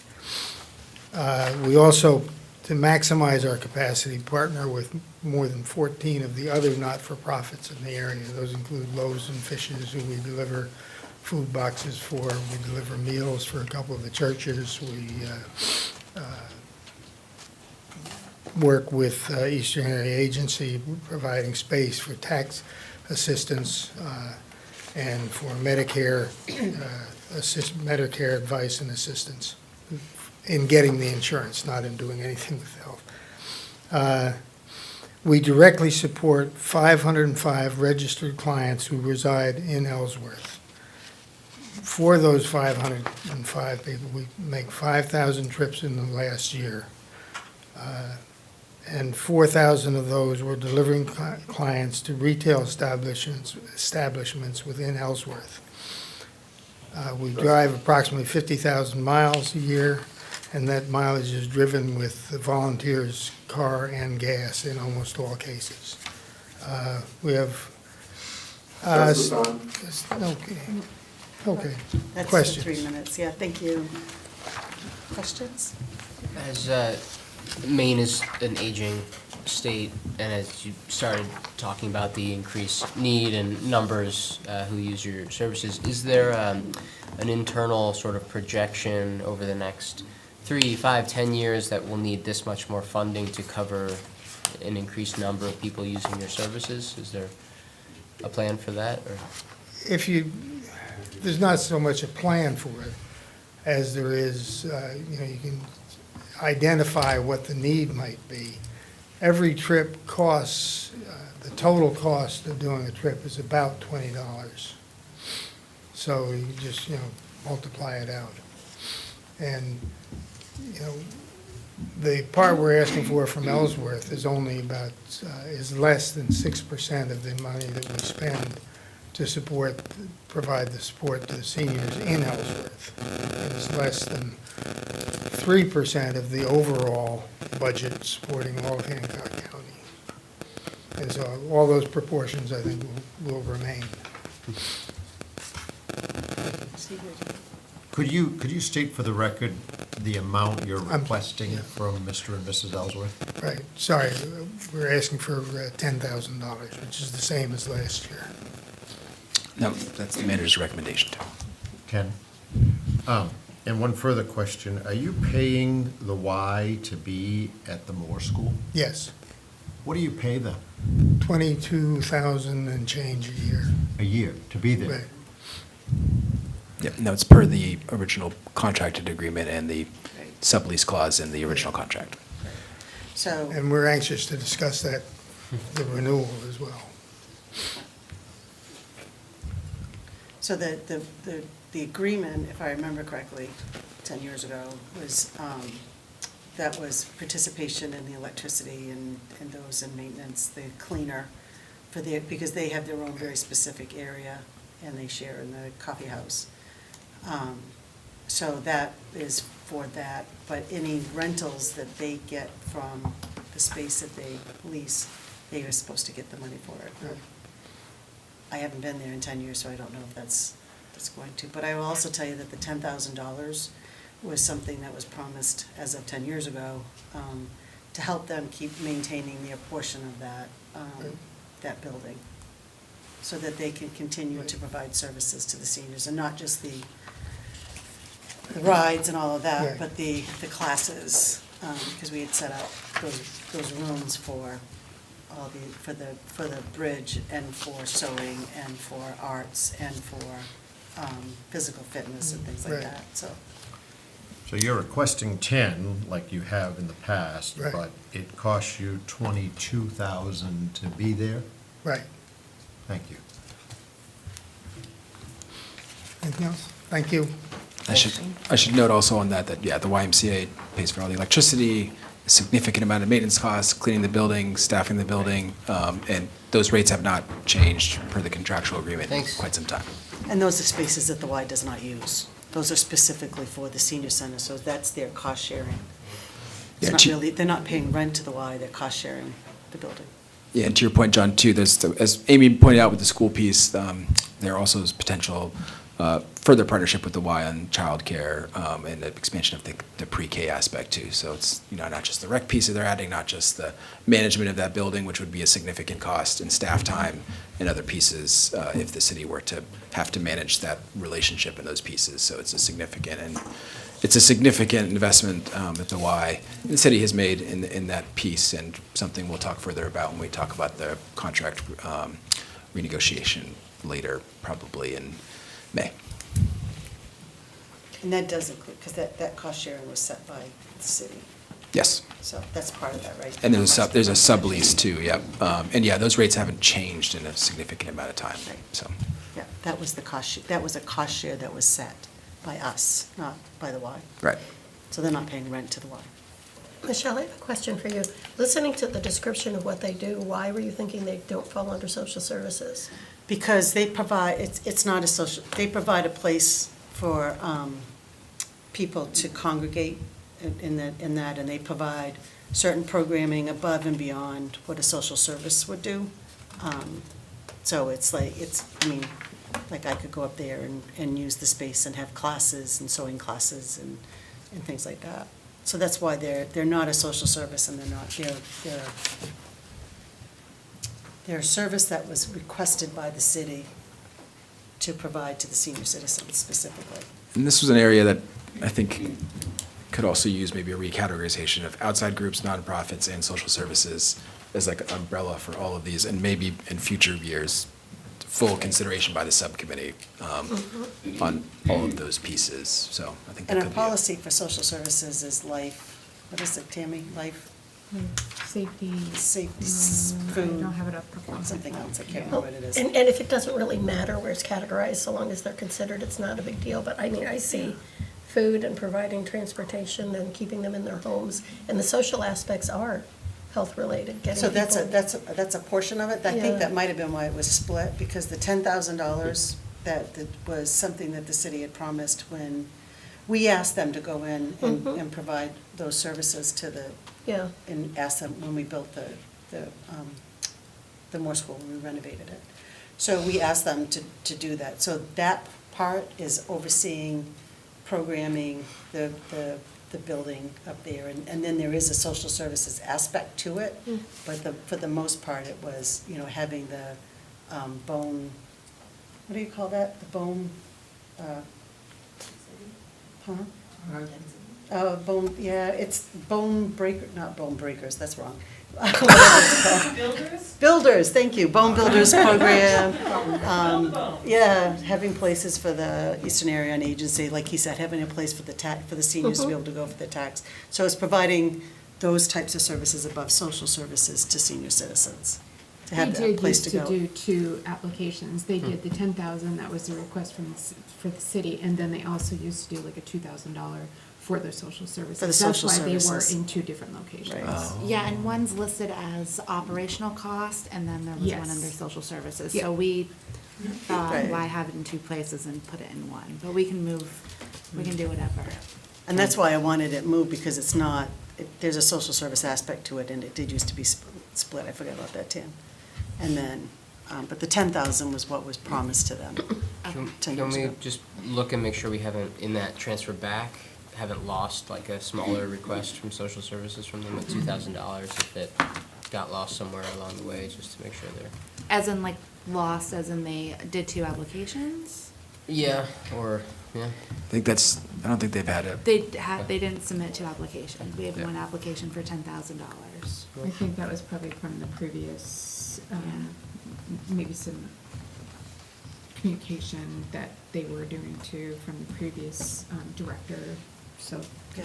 she was with us the entire Yeah. way through that process, so Mm. probably just got lost. Not lost, but, They that stopped. process got lost.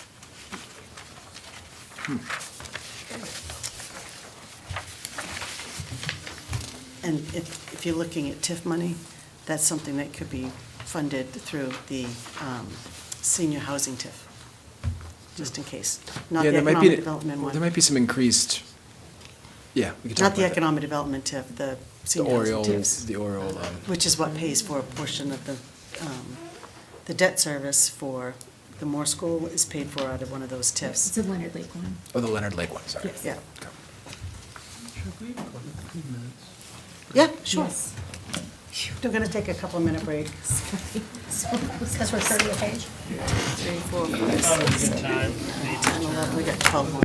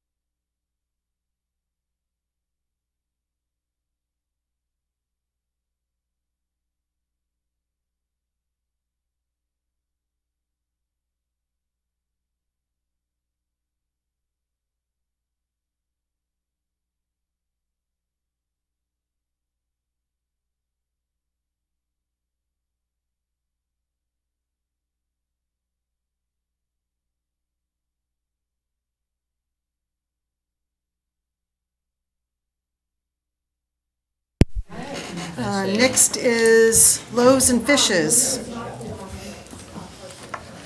Thank you, ladies and gentlemen of the jury. We will keep this brief. My name is Max. I'm a volunteer board member at Loaves and Fishes. It's my associate. He's hiding in the background here. We're going to make this a twofer.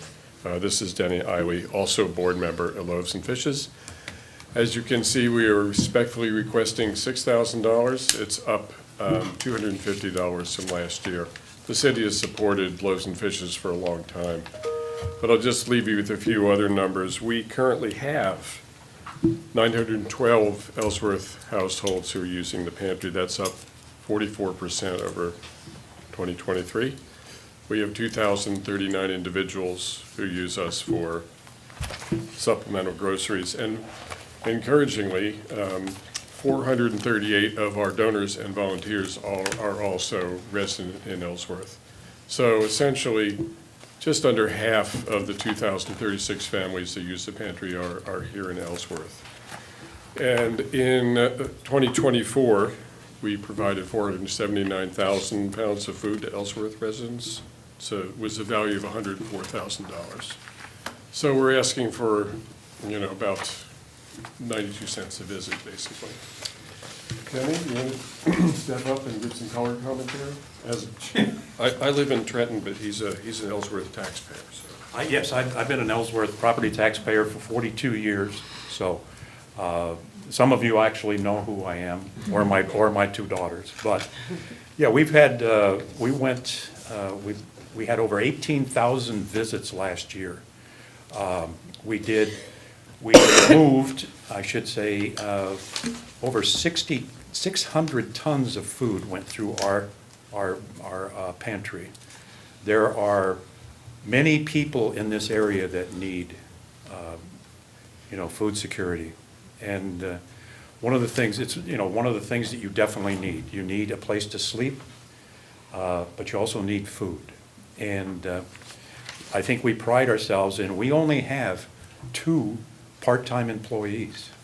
It's a volunteer-based, volunteer-driven organization. I think it's probably, I know it's the nicest one in Hancock County, and possibly in the state. They come in, they are given a shopping cart, and they go around to different stations. Each station tells them what their limits are based on their family size, and they, when they leave, they have a smile on their face. And I think they consider all of the volunteers there their friends.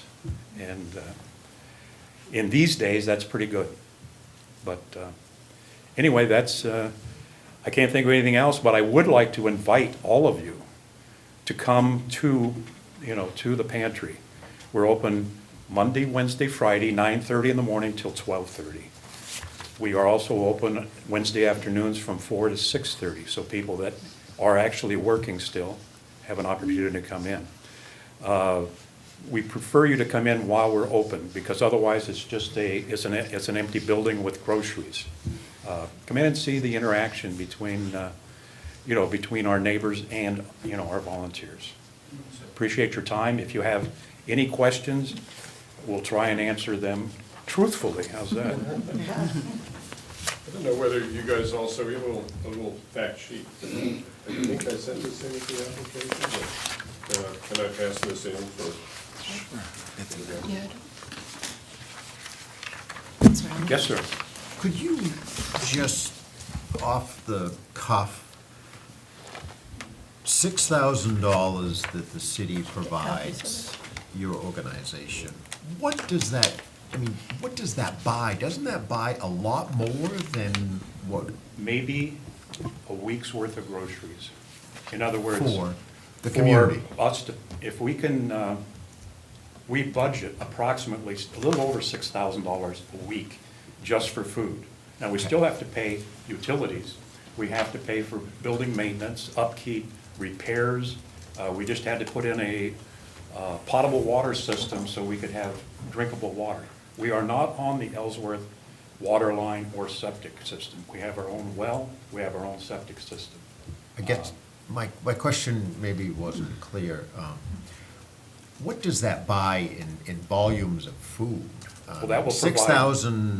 $6,000 will feed how many people? Okay, right there, you're looking at, we feed between, I'm gonna say, low end, 390 families in a week. High end, maybe 450 families in a week.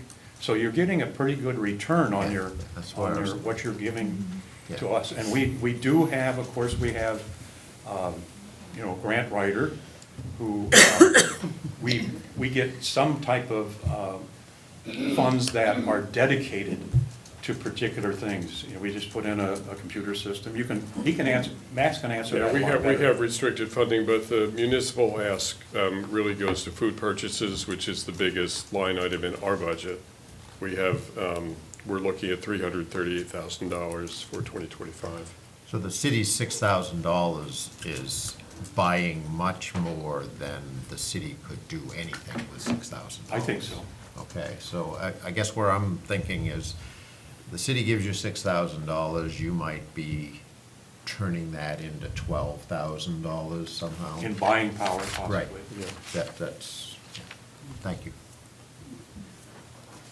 All good? Thank you. Thank you very much. The next is the WIC program. I've got 3 pages in large print and I'm ready to go. Nate's got the timer on. My name is Tamara Wilson, and I am the director for the WIC program, Women, Infant, and Children for Hancock and Washington counties. I want to thank you for your consideration of our request for $10,350. Currently, we have 1,386 participants receiving WIC benefits in Hancock and Washington County. 207 of them live here in the city of Ellsworth. Receiving main care or SNAP benefits automatically qualifies someone to receive WIC. Otherwise, we look at income guidelines and size of households to determine eligibility. What makes WIC different from SNAP is our customized food packages based on age-appropriate nutrition guidelines and whether someone is pregnant or postpartum. Food packages allow participants to purchase specific amounts of designated foods, and we can also customize food packages based on allergies and sensitivities. WIC is funded through the USDA Food Nutrition Service. Each state receives funding that is based on estimated eligible population. States then allocate money to counties based on the same numbers. Our agency receives about $1.6 million for both counties. $1.1 million of that is food outlays. I never see it. It goes into the accounts of which the WIC cards are drawn against. So I have about $500,000 for a staff of 7, all of the administrative costs, and that's not a lot. It may surprise you to know that all the other support services our WIC agency provides are not funded through the federal and state grants. In fact, I'm not allowed to spend any of that money on necessities that families need. I must get creative with fundraising and donation requests. I apply for grants, speak to civic organizations, churches, community groups, and request municipal funding. I attend every town budget meeting in both counties because I want to reassure you that your money stays locally and why and how we spend it. Last year, the $5,000 that we received from the city paid for 31 free car seats for Ellsworth residents at about $100 a piece. We distributed 72 car seats total for both counties, and 31 of those were here for Ellsworth residents. Hundreds and hundreds of dollars in diapers and infant care items and breastfeeding supplies and free water test kits, infant clothing, comfort care backpacks for foster children, books, toothbrushes, oral hygiene items. We work with Healthy Acadia on their produce gleaning program, and we distributed 500 pounds, a little bit more than that, were given to Ellsworth residents last year. We do a farmers market program in the summer that is federally grant funded, and it put $12,978 back into local farms here in Hancock County. We do. Oh, sorry, Tammy. That's okay. Gas and grocery cards, and heating assistance, and car repairs. Does anyone have any questions? Come on, Steve, I know you got a question in there. I do, if you'll take one from me. Of course, Karen. It looks like your request is double what you've received in the past. So the requests have stayed pretty much the same. It's a formula of $50 per resident. Okay. We've never received that full amount. In fact, historically, we've received about $1,500, so last year was. Got it. I believe I accosted Tammy in the grocery store and gave her a big old hug because it was, but we spent all of that on local Ellsworth residents in emergency situations, which may be lessen the burden on your general fund assistance through the city. Well, I'll just personally say thank you. When my daughter was young, we used WIC, and back then it was scavenger hunt of finding what was eligible, but it was more Yeah. good, healthful food that came into the house. So Yeah, we it's needed it changed when we a were lot. farming, ironically. Yeah, it's changed a lot. Yeah. And I just want to say, I know my time is up, but everybody, we support military families, two-income, two-parent families, single parents, including dads who have custody of their child. This is not welfare. The idea that somebody is sitting on their couch and not working because they're receiving WIC benefits is simply false. The barriers to not working are lack of transportation, lack of affordable daycare, all of the societal things. We provide a valuable service to make sure that our young families are healthy and safe and have the best start that they can. Thanks so much. Thank you. Thank you. Thanks. Downey's Community Partners. So I'm Kathy Young. I'm the Development Director at Downey's Community Partners, and I've been there about 10 minutes. That's the way it feels. So I hope you don't ask me too many questions. The letter that I've got some information about, it comes from, my assistant sends out letters every year, October, November, to everyone. When I was up in Lubec 2 weeks ago, they didn't recall getting it. I did use your application. I stood out here at Friday of the day it was due at 1 o'clock, forgetting that you guys close early. So my actual application on your form was late, but we had submitted this back in October, and I just hope you love us. So the mission of Downey's Community Partners is to lessen the impacts of poverty. And we are a CAP agency. We're one of 30 in the state, and we serve a lot like WIC. Both DCP serves Hancock and Washington. So I get to go to a lot of these meetings too, because we ask every municipality to support us. And the letter, I don't know if you've got it or not, but our total service value to Ellsworth was $961,182 last year. And that's 23-24. So what we've been asking, I asked if we could, when I got here, put in a 5% request. If we did that to every municipality, and some we do, because they're much smaller and the scale is smaller, 5% of that would be nearly $50,000. So what we have asked for is $5,000, and I think last year you gave us $2,500, and we would be happy with anything. The range of services we provide do exactly like what she just said, lessen the impact on needs from our residents, because we do thaw, which is heating and warmth fund, fuel assistance, energy crisis intervention. We do a weatherization program, and we partner with Mid-Coast Mission, Seacoast Mission in the summer, and train up a whole bunch of folks to go out and do window replacements and some really innovative. I've been very impressed with the types of programs we do, Head Start, early childcare, and then the significant program is transportation. And you heard it from Friends in Action. We work together. We have buses.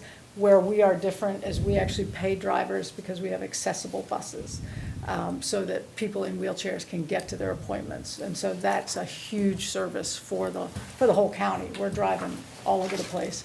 And just as a teaser, we're hoping to actually, quite aside from this request, launch a public bus system. I mean, I've been in Maine now for nearly 15 years, and everybody is always talking, there is no good public transport, and fingers crossed, we're gonna be able to do that in a little way.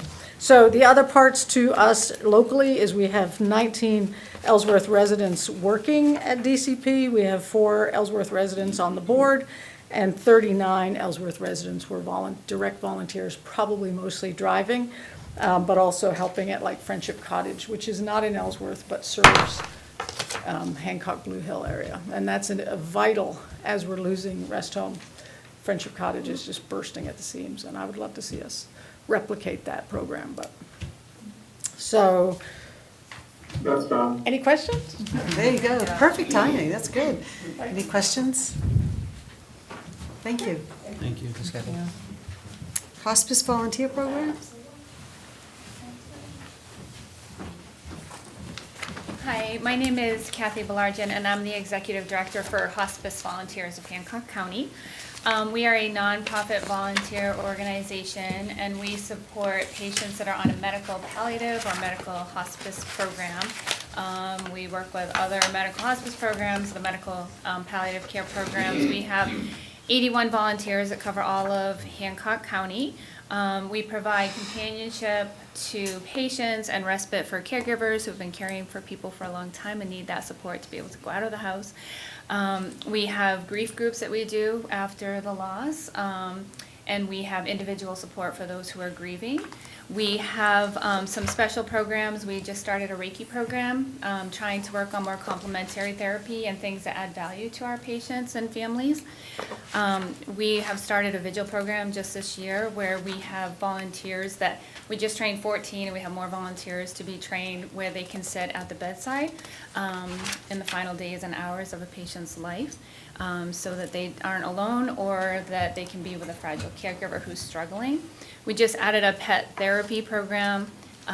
We've started a What Matters Most conversations around living and dying, conversations in the community, which we held 2 in Ellsworth. We have an equipment loaner program, and last year we had 72 residents that received medical equipment. 7 of those came in multiple times. So that's free to them.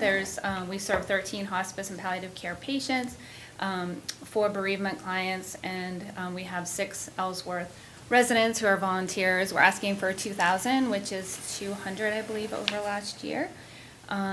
We don't receive any state or federal funding. All of our funding comes from grants and our fundraising events and our donors, and all of our services are free to those that we serve. I think I missed the Evensong Hospice Choir who sings at the bedside for patients and families, which is really nice. And we serve patients in their homes, but also in our assisted living facilities as well. Any questions? Questions? Thank you very thank much. you. Thank you. Okay, Eastern Area Agency on Aging. Yes, good evening. Can you hear me all right? Hi. Yes. Great. My name is Larissa Hensler. I am the Community Ambassador for Eastern Area Agency on Aging. We cover the areas of Hancock, Washington, Penobscot, and Piscataquis counties. Some of our most known, I guess, programs, we service a lot of programs, including Meals on Wheels, Commodity Supplemental Food Box, Furry Friends Food Bank, Medicare Counseling, Medicare one-on-one classes, family caregiver support and education, money minders, as well as wellness and enrichment opportunities. We are asking for $1,500 to add to our help for our operating budget to help us with our programming. We do receive some federal and state funding, as well as private and public donations and municipal donations, as well as events and grants, of course. I believe you have a copy of a breakdown of our cost of services for the City of Ellsworth residents. In 2024, we serviced 272 residents of the City of Ellsworth, providing 15,190 units of service. That included $93,940 of Meals on Wheels and home delivered meals. $75,696 of family caregiver support, and $10,440 of supplemental foods such as furry friends. And there's a number of other figures as well. Also, we were able to save the city of Ellsworth residents $34,760 in Medicare and health insurance programs, that's a big part of what we do as well, is helping with state insurance programs and Medicare questions and Medicare counseling. That's a total of savings that we provided of $233,213 to the city of Ellsworth. And we thank you very much for the support that you give to us so that we can help provide services to not only Ellsworth, but to residents all over Hancock, Washington, Piscataqua, and Penobscot counties. If you have any questions. Any questions? Thank you very much. Thank you for waiting so long, everyone is still waiting. Okay, the next is SPCA of Hancock County.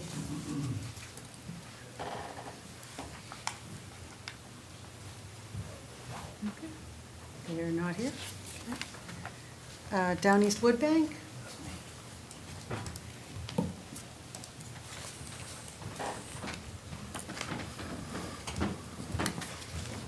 Good evening. My name is Tom Matthews. I'm the board president of the Down East Wood Bank, but most importantly, I'm a volunteer, and I'm usually in bed by 9 o'clock, so this is going to be quick and so I can get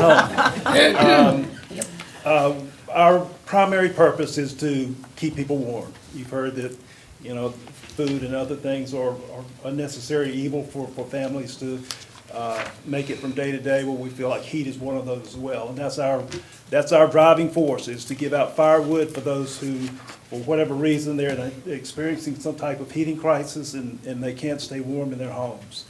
Probably close to 20% of the people that we serve and your neighbors, the only heating source they have is wood, firewood. They may have something else that works occasionally or something that they can't afford, so firewood is something they have to fall back on. And you know that wood now is $350 to $400 a cord, and they just can't afford it. So they give us a call and we help them out. We provide up to a half a cord of wood at a time, no charge, and they can come once a month. We try to limit it to once a month just so we can make it through the winter. This past winter we call October 1st until we run out of wood. We're almost out of wood for the winter. So we've got a couple of weeks that we've kind of put some wood to the side for emergencies. So we hopefully we'll make it through. But this past winter we served in Ellsworth, probably a third of all of the families we serve are from Ellsworth. We served 250 plus families this winter, so you can do the math. A third of those are from Ellsworth. So we're asking for $1,500 to help us serve those families. Break it down, that comes to about $20 per family that you're helping us provide for those families. We get our money from private donations, from grants. We write grants just like anybody else. We don't like doing it, but we do it because it's a necessary evil. And we get in-kind donations of wood from property owners. We're all, like I said, we're all volunteer. We receive no funding anywhere from any other sources. We do not have any paid staff. We put in thousands of hours a year to make the program work. So in a nutshell, that's what we're about, and we appreciate your past support and hopefully future support. Questions? Thank you. Any questions? I think it's brilliant, though. I mean, really, I'd never heard of a wood bank until you had come a few years ago. Yeah. And it's brilliant. We're working with a group on MDI in Deer Isle to start a wood bank as well. So it's a relatively new concept not just in this area, but the whole country. I think there are 150 in the country. Wow. So it's kind of a new concept, even though a lot of people give firewood away. We're a little more organized and yeah. It's Great. We've Thank come a you. long way in a couple of years. That's great. You guys, your wood stacks make mine look really bad. We've got about 80 cords sitting on the ground, stacked up very, very nicely and ready for next winter already. Yeah. But we'll work throughout the summer to keep building on that. So where do you get the wood? I mean, We purchase wood, probably 80% of the wood we get comes from fundraising, donations, whatever, however we get the money.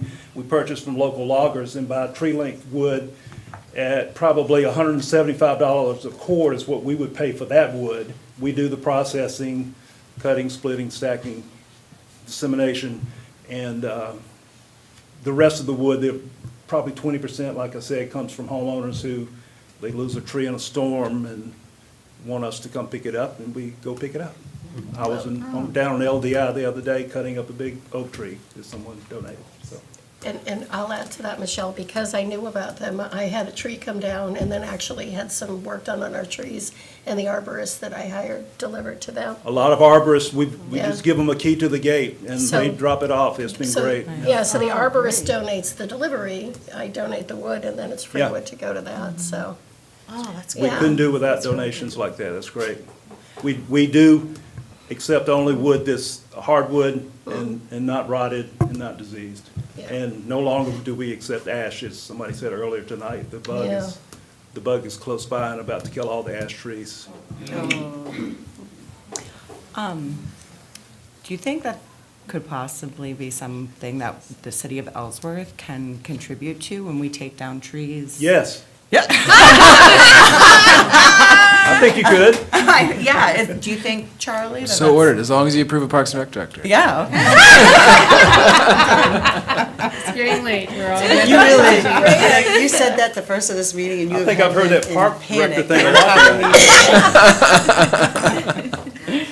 Yes, we would be glad to take whatever you work out. If somebody gives me a call, I can, again, we would have to see the wood and okay it and all that. Yeah. But most likely, yes, we could. I'm not quite sure what the Public Works currently does with like big tree length pieces, but I think that would be something definitely we Yeah. should be looking into. Yeah, we'd love to talk to you about I that. love that, awesome. Great idea.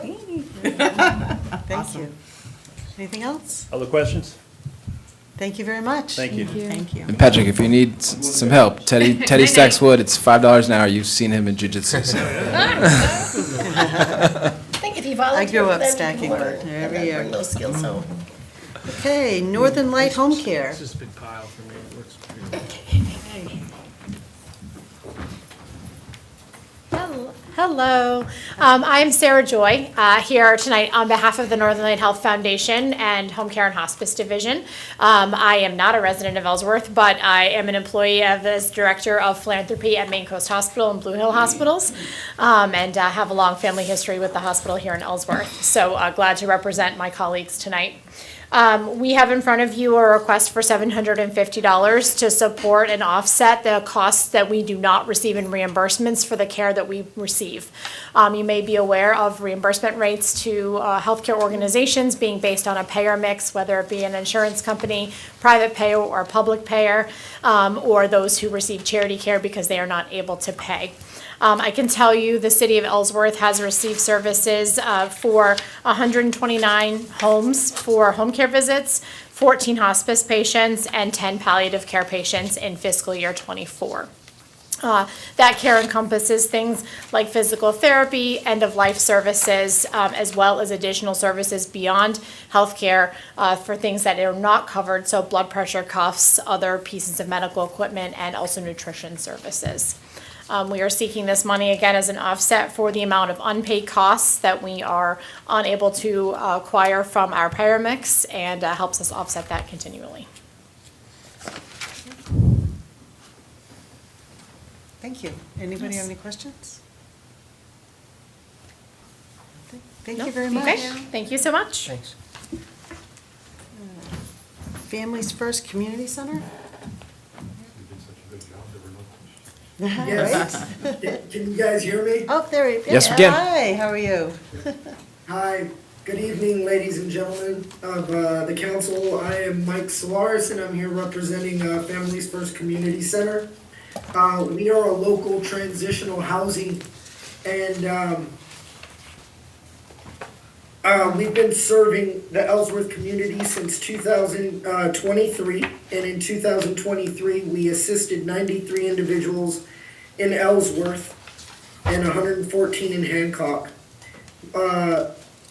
In 2024, we assisted 114 individuals in Ellsworth and 260 families in Hancock County.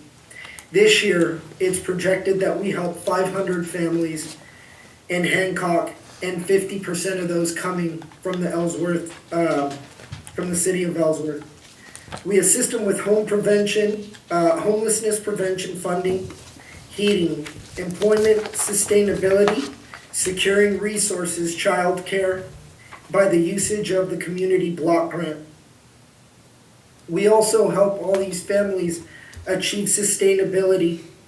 So what we are asking for this year is $3,000 to carry on with our mission to help break the cycle of homelessness by equipping families with minor children with the skill sets they need to gain self-sufficiency. Great, thank you. Do we have any questions or?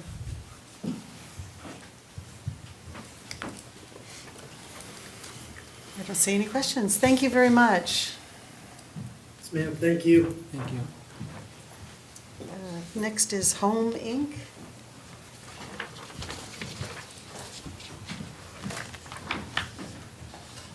Good evening, counselors. Thank you for listening to us tonight. My name is Julie Ream, and I am the program coordinator at Home Inc. in Orland. We provide basic needs services such as food and shelter, and that includes the Emmaus Homeless Shelter here in Ellsworth. In 2024, Home provided shelter to 33 individuals who reported Ellsworth as their last permanent address. This is an increase from 27 the year before. 16 of the 33 guests stayed at the Emmaus Homeless Shelter, and the other 17 staying in our shelters in Orland. So far in 2025, we have already had 14 guests report that Ellsworth was their last permanent resident. According to the recent shelter cost study put out by Maine Housing Authority in February 2025, it cost $102 on average to shelter a person for one night in an emergency shelter bed. Home's average length of stay in 2024 was 63 days. For each person sheltered from Ellsworth, it cost approximately $6,426 each. Times that by 33, you get $212,058. We're asking for $5,000. The Emmaus Homeless Shelter provided emergency food boxes to 435 individuals who are residents of Ellsworth.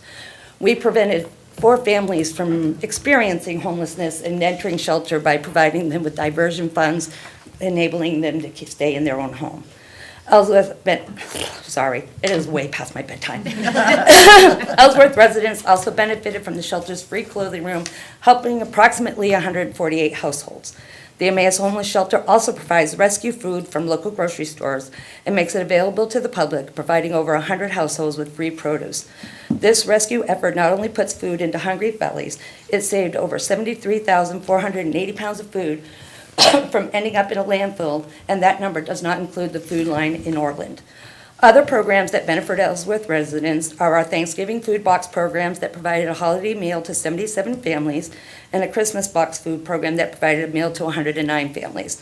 Our Christmas gift program provided 252 gifts to children in this area. We are asking for $5,000 in support from the City of Ellsworth to assist us with continuing this much-needed programming in Hancock County. I'd be happy to answer any questions. Thank you. I'm going to bed. Thanks. All right, Next Step Domestic Violence Project.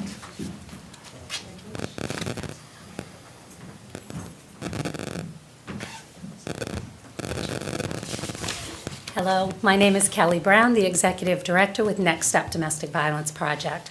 We're making a request of $8,900. That's pretty much $100 towards the 89 people who used our services last fiscal year from the Ellsworth area. When people think of domestic violence resource centers, they often think of, oh, there's a helpline and there's a shelter. Those two things are true.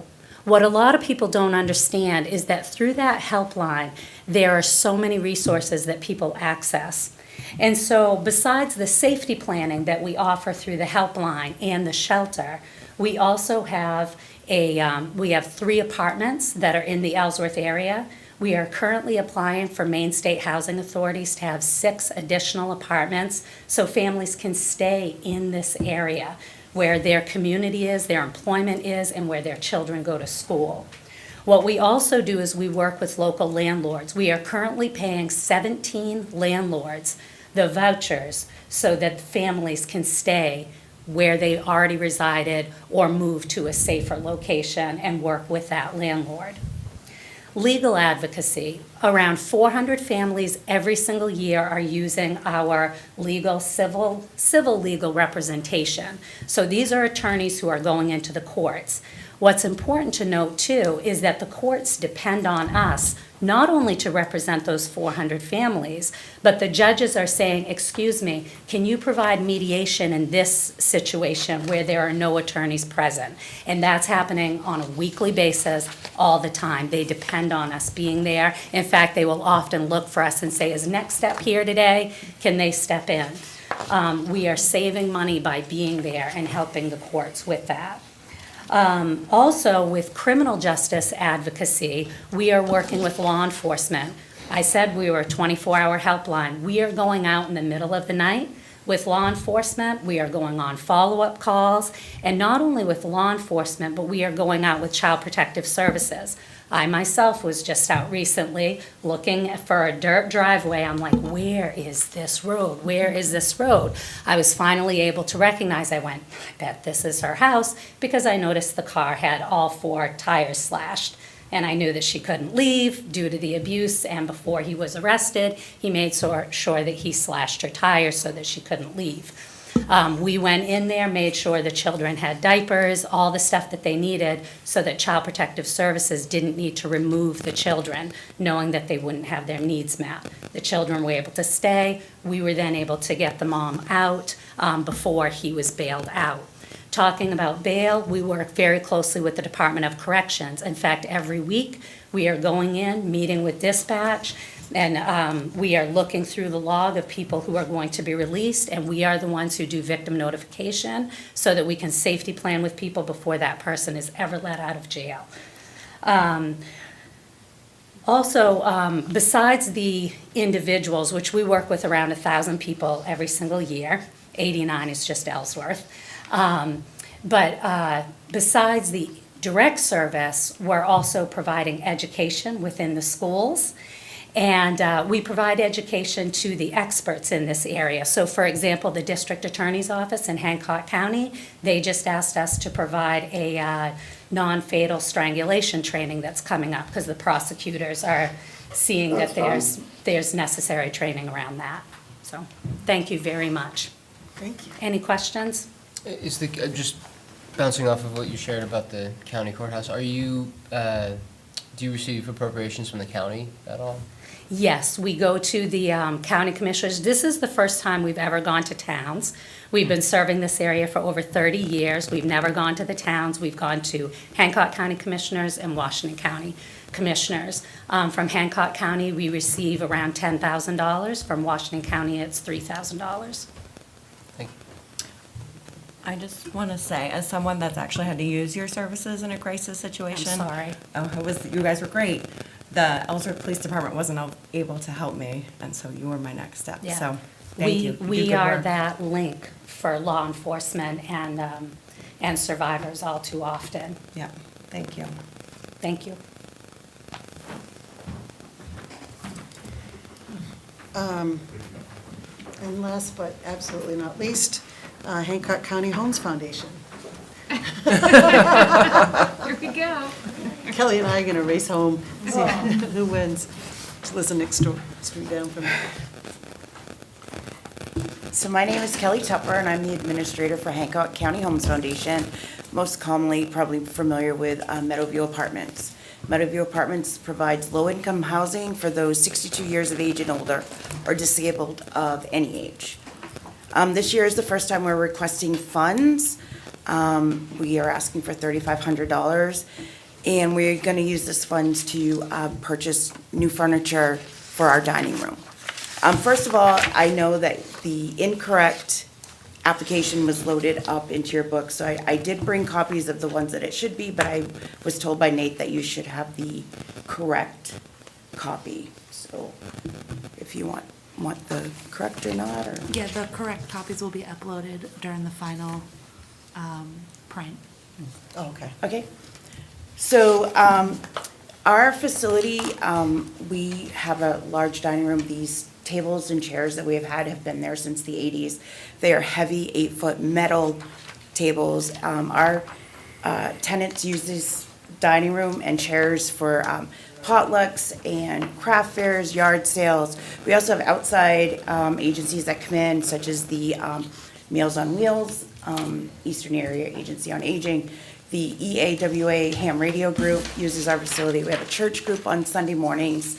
And it's for our tenants and anybody who's them. They're just really heavy to move, and they're in various degrees of disrepair, mismatched chairs, broken seats, ripped seating, and it would just be great to be able to provide them with updated dining room chairs that are stackable. They can be moved easy, they can be put off to the side, tables that can be folded, put away, because there are also Tai Chi classes and other exercise classes and they just can't use the room as efficiently because the tables are there's just no place to put them. So it'd be great to be able to just update them and make it more user-friendly, basically. So, any questions? Time to go home? It is, yeah. Any questions? Anyone? Thank you. Awesome. Thank you so much. Thank you. Well, thank you, and we're going to go to the next steps, but one of my post-mortem on this, maybe we'll try to get Hancock County Homes Foundation next year at the first one on the list. Yeah. I'll remember this order tonight. Can I just say? Yeah, we'll go back. Real quick, can I just say something else? Absolutely. I won't take very long. I just got the calculator out and was doing some stuff inspired by Steve. Working the numbers. The total requests that we heard tonight, so all the outside and the commissions and the committees and everything, comprise 1.1% of the total budget and 2.7% of just the municipal portion of the budget. That's the low end of the request. The high end of the request would be 3.3% of the total municipal budget.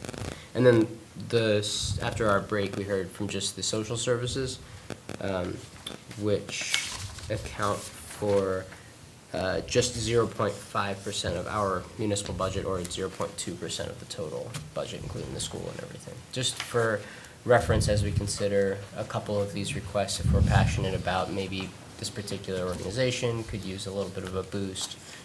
We're talking about a very, small, it all adds up, obviously, but it is a small portion of the total budget. I want to thank you for doing the math. That's helpful. I didn't ask everybody because we all want to get home before midnight, but as I'm listening to all of this, I worry about the federal cuts that keep coming almost daily in the news, and how is that going to impact much of the program that serves the people who live in Ellsworth. So it's been a sobering evening. Yeah. Especially the last part of it. So that's a good point. To everybody, yeah. I think along the same lines, sobering, but also, for me, hopeful, and just great to hear all these different organizations and committees and the work that's being done in Ellsworth. And, I think it just shows what a great community we have, and that there's all these people that are trying to help our neighbors, and I'd love to give every organization as much money as possible, and we know that's not the case, but I thank all the folks that came here tonight for all the work they do. None of them are here now. But. They're still watching at home, I'm but sure. Can I? Yeah, ditto. Again, I'll keep it brief, but my day job is running a nonprofit, and often we hear there are so many nonprofits, and there will be data about all the nonprofits in Maine. And it's important to note, everybody has their own niche, and whether it's the geography or the population or the funder, they all, and you listen to the collaboration and the coordination that happens, everybody's got a piece. Sometimes people will talk about a patchwork quilt like it's a mess, and it's like, actually, a lot of this work is a patchwork quilt. If you've got this piece of cloth, you're not keeping anybody warm. But when you're part of a quilt that's made from the patchwork, that's what keeps everybody safe. And I just, as if people, whether it's us or people who are listening in, like, there's so many of them and they're doing all the same thing. It's like, they're not. There's populations, there's, again, the geography that they serve, and between all of them, hopefully, we've got coverage for everybody in Ellsworth so that we're all safe as a starting point. So thank you for humoring me on that one, but it's important. You have 3 minutes. Sure, 3 minutes. Thank you all. Thank you, Nate, for being the timekeeper on a tough night with a lot of important things. So, and Ashley, Thank you, obviously, but just for some next steps. One of which I know Ashley's now started to send out the change log to council. Thank you on that. If council could try to review, and we've had some councilors, thankfully, have sent some edits in already, and we're going to keep track of those. If Tammy, I'm looking at you with all those sticky notes. Please try to get those in as soon as possible before next Tuesday. Nate just printed out a fresh copy for me that I'm going to be reviewing over the weekend, doing my kind of final edits, and I'll keep those in the change logs. Things like solid waste, I feel like I over-projected on the amount of revenue we could increase based on some conversations here. So I'm probably going to cut back that revenue. Some of the things we talked about that can be spent on TIF funding in this cycle that I can pull back. So on Tuesday, we'll discuss kind of the change log. We'll also be pulling out the larger requests that have been made by staff. It seems like probably social services we should keep for a discussion for the council on to what you're talking about, John, and group on where we want to be there. It's another big kind of inflection point on knowing what the budget is at current request level and what the school is going to be at or potentially close to be at for some initial discussions there. We also have a presentation for me on the Parks and Rec Department and what that could look like and the funding piece there, the solid waste capital improvement plan, which I think the subcommittee on solid waste has had some time to talk about some things. They wanted to come back. Capital improvements, the presentation by Sarah, and then we'll go over the change log and the larger things, see where we're at. And then in 2 days after that, on the 10th, the school will be coming in to give kind of what their final number is based on some council feedback beforehand. And then any other pieces the council would like to discuss that we couldn't iron out on Tuesday based on those recommendations. And then the party does not stop on finance even after we potentially pass a budget there. Again, the next Tuesday after next Thursday is the school board's vote, and then the 21st of April would be when the council could potentially ratify the school's side of the budget, so that it makes the ballot on time. The city side of things, I think we'll know where we're at, but it doesn't necessarily have to be locked in there. But we do have we want to do at finance committee meetings a postmortem on kind of the process, what we can improve for next year. Discussion, which will start tomorrow with valuation from Larry, just to start kicking the tires on how that's done once we approve the levy. More work probably on capital improvement planning, reserve account funding, and some other pieces. So we did have the calculator readjusted so you can see valuations where we're at, but I think that can wait till next Tuesday. That one I know is. So Yeah. Thank you very much. That's gone. I was waiting for All right, Nate. Ashley, right, would thank you, scan everyone. this and share it with everybody? We just got one copy. Thanks for Thank you. coming. Wait till